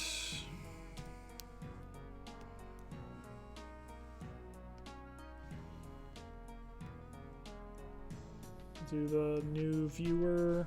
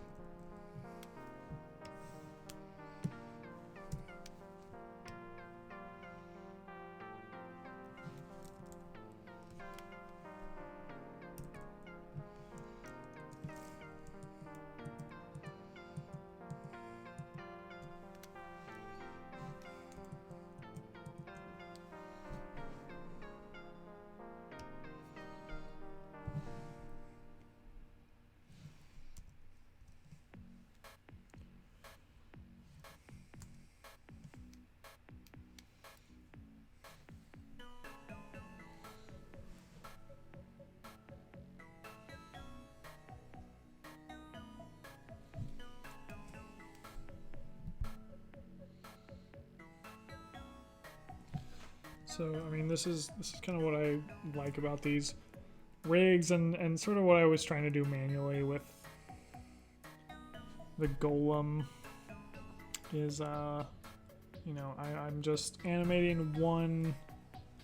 You know, so you've sort of created a skeleton, so you've animated one of these pieces, and like right now just animating this hand moving, it causes the shoulder to rotate, the elbow to bend differently.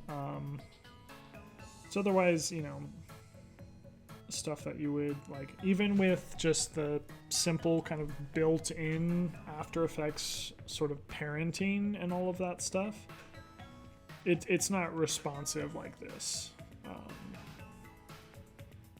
So like, sure, you can animate, you know, you can parent the forearm to the shoulder, and you can all that stuff, but like then you would just be rotating the shoulder, and like it would be very stiff. Like this is sort of like bending how a puppet would, sort of. So yeah, so this is actually a free plugin called Duic Basil. I don't know if I can type that on screen or not. I'll just do it in my search bar. looks like that. It's free, so no downside. It's pretty easy to learn. Like I probably watched like a 30-minute tutorial and done and done. So it helps a lot with characters. There's other ones out there, so like you can do your research on I think what's gonna work for you. But I mean, the fact that it's free is nice. So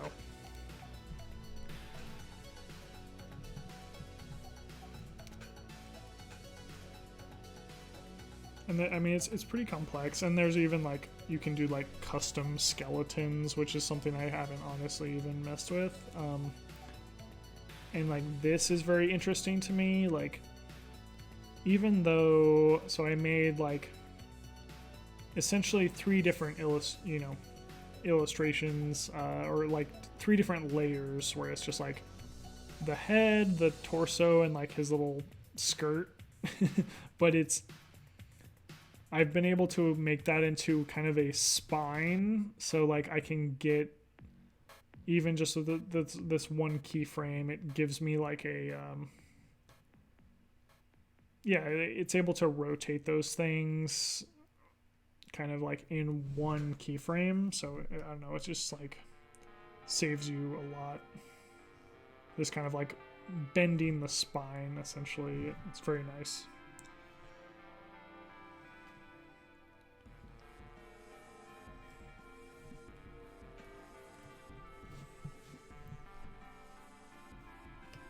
Oh yeah, no worries.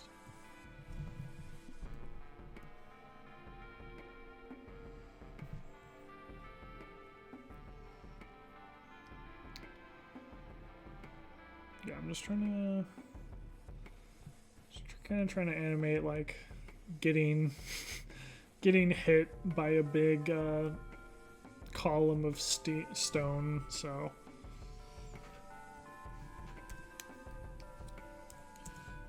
this is the react.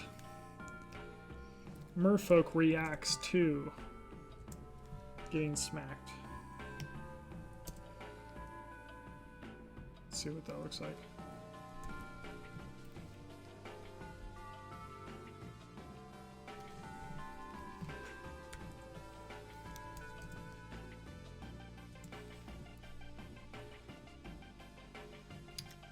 I mean, that looks like a merfolk getting stabbed to me. I will definitely add some probably hand-drawn effects to it. But again, let's move back to our like master comp, if you will.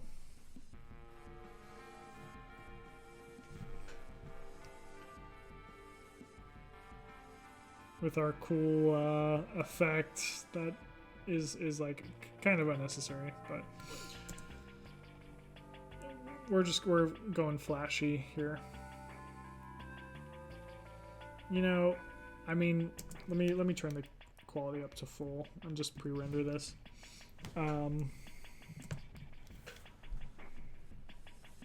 With all those expressions in the character, and now that I'm doing this camera movement and the added effects on top of it and actually seeing it in the environment, it doesn't look very far off from what I painstakingly animated in previous editions, so I think it's a win. Let's see what it looks like in real time. It's probably going to take like a minute to actually render this at full resolution, but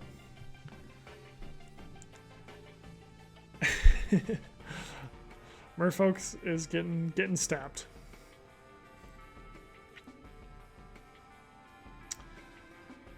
Come on, MacBook.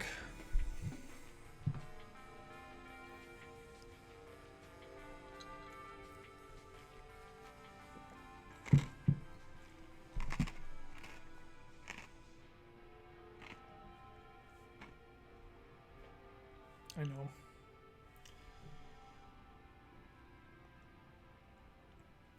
I turned off all the particle effects on this too, so because I had like little embers like flying around the scene.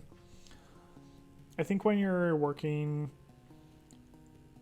you know, and you're just trying to save yourself some time, like just turn off those sort of those effects that are just like there for added flair, because they just add to your pre-render time. It's not worth it. So I could probably turn off a lot of the background stuff too, honestly.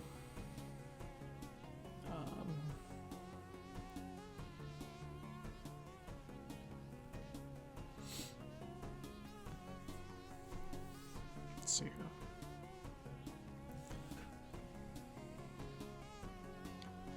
Two hours later, we will have this one blow that has been stricken.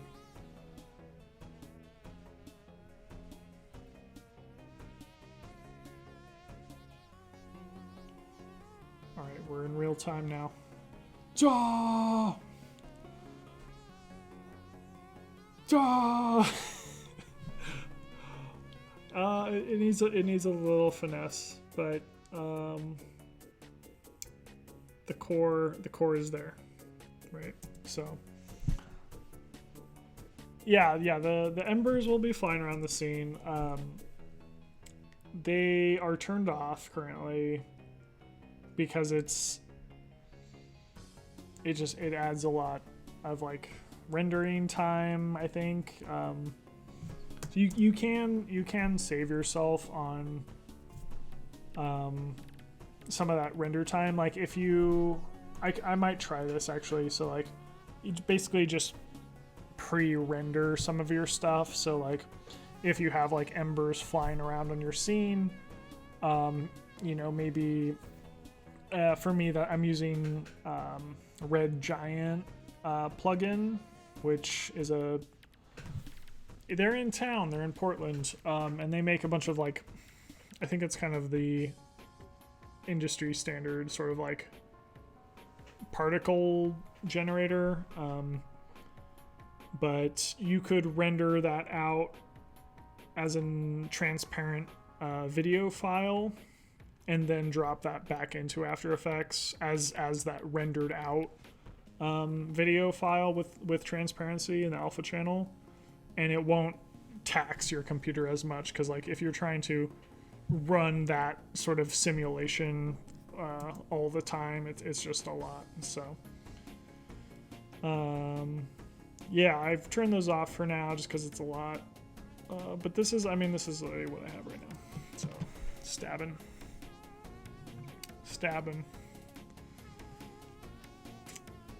One thing I've been looking at is man, I'm getting deep in these plugins, and it's something I was always like a little wary of when I was dipping my toes into After Effects, and I think it's good to learn kind of the core mechanics. I just heard a weird like scream. Oh god, what's going on? Learn the core mechanics of After Effects, and then once you sort of find your rhythm, and I don't know, maybe once you feel like you're starting to like push up against the walls of like your limitations, being like, man, I wish I could do this, or like, I don't know, like you feel where you're having a hard time, right? I think looking towards plugins to just help with workflow efficiency can be very, very helpful. So I really like the battle axe people, like the rubber hose, and they made one called Overlord, which essentially enables you to work pretty seamlessly between Illustrator and After Effects. Like you can just import like shapes in from Illustrator like instantly, and they retain all the same like points and Bezier curves that are then animatable in After Effects. And so that's something you can do already, but like the way that they do it is it's less so like it's just instantaneous, so that you're not like saving out Illustrator files that you're then importing and all this stuff. So it's just like, I don't know, experiment with plugins. That's my thing. The other one, they actually just released something called Time Lord, which I'm really interested in. Same people by Battle Axe, and it's more for frame by frame like cell animation, but like for After Effects, or like kind of a bridge between Photoshop animation or Adobe Animate and After Effects. And it basically just gives you a little toolbar that like sort of I don't know, like makes that more seamless. So I don't know, that's my plug for the week, is check out Battle Axe Time Lord.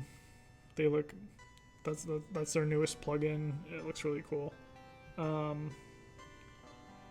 may buy it just because it, I don't know, like that's what I've been doing with these animations, right? Is like, you know, I do this kind of like After Effects animation, like the puppeting stuff, and then I always export this out and bring it into Animate and like draw stuff on top of it so that it has a little more like dynamic looking animation. But if I could do that on the fly, that would be pretty sweet. So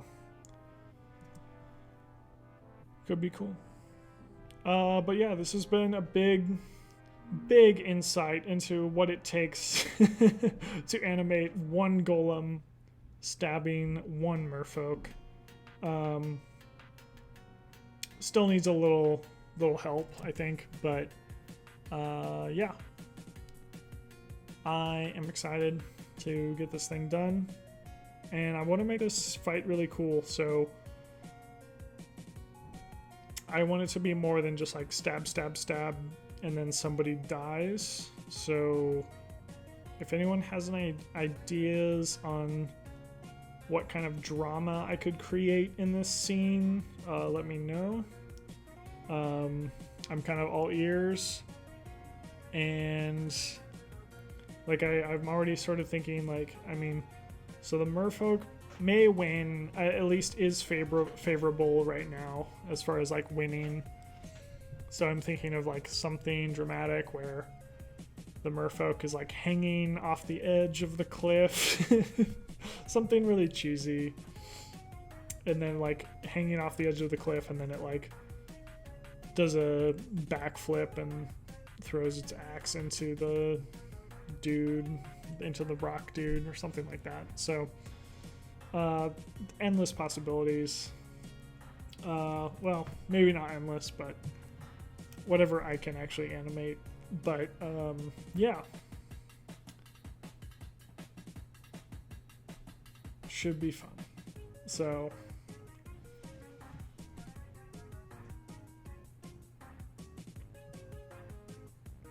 yeah, I'm trying to think when this should be done. It should be done, very much done by the end of the month. So I think I'm going to stream again on the 30th. So not next week. Christopher will be streaming next Friday. We have a pretty busy schedule next Friday, or sorry, next week. We have. Let me check my schedule here.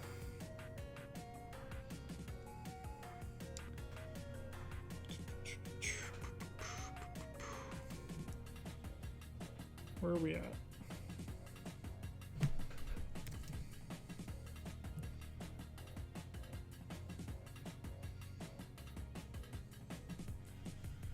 Yeah. So yeah, we're streaming every day. Oh.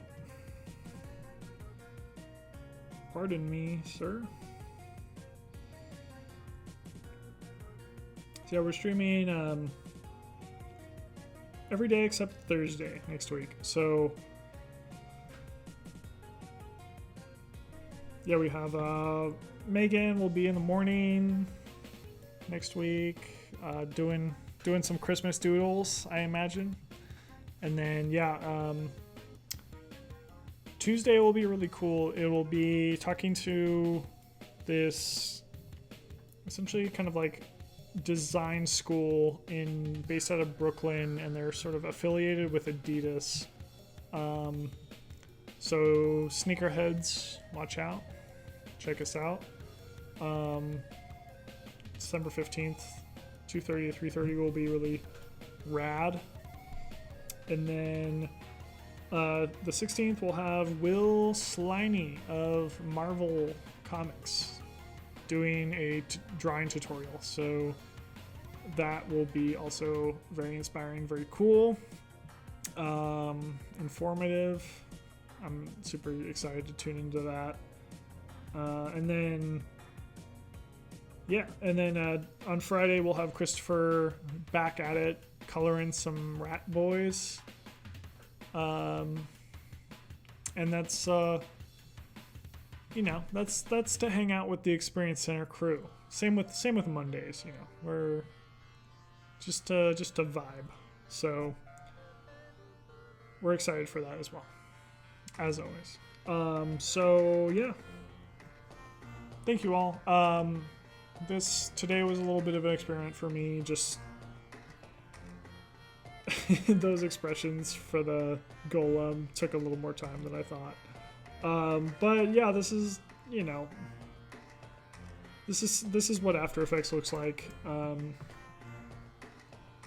in this regard. Not always. Some people I've taught some After Effects tutorials and they're like, man, I don't know if I like After Effects after seeing what you made me do. And so After Effects can look very different from this. So I know there's a lot of layers going on. It looks kind of overwhelming, but it's kind of a slow build. And it can take on different forms. There's so many corners of this program that I have not discovered and I'm not really well versed in, so it's kind of always a learning experience for me. Pretty much any time I open this program, so yeah, along for the ride. But yeah, thanks for hanging out. So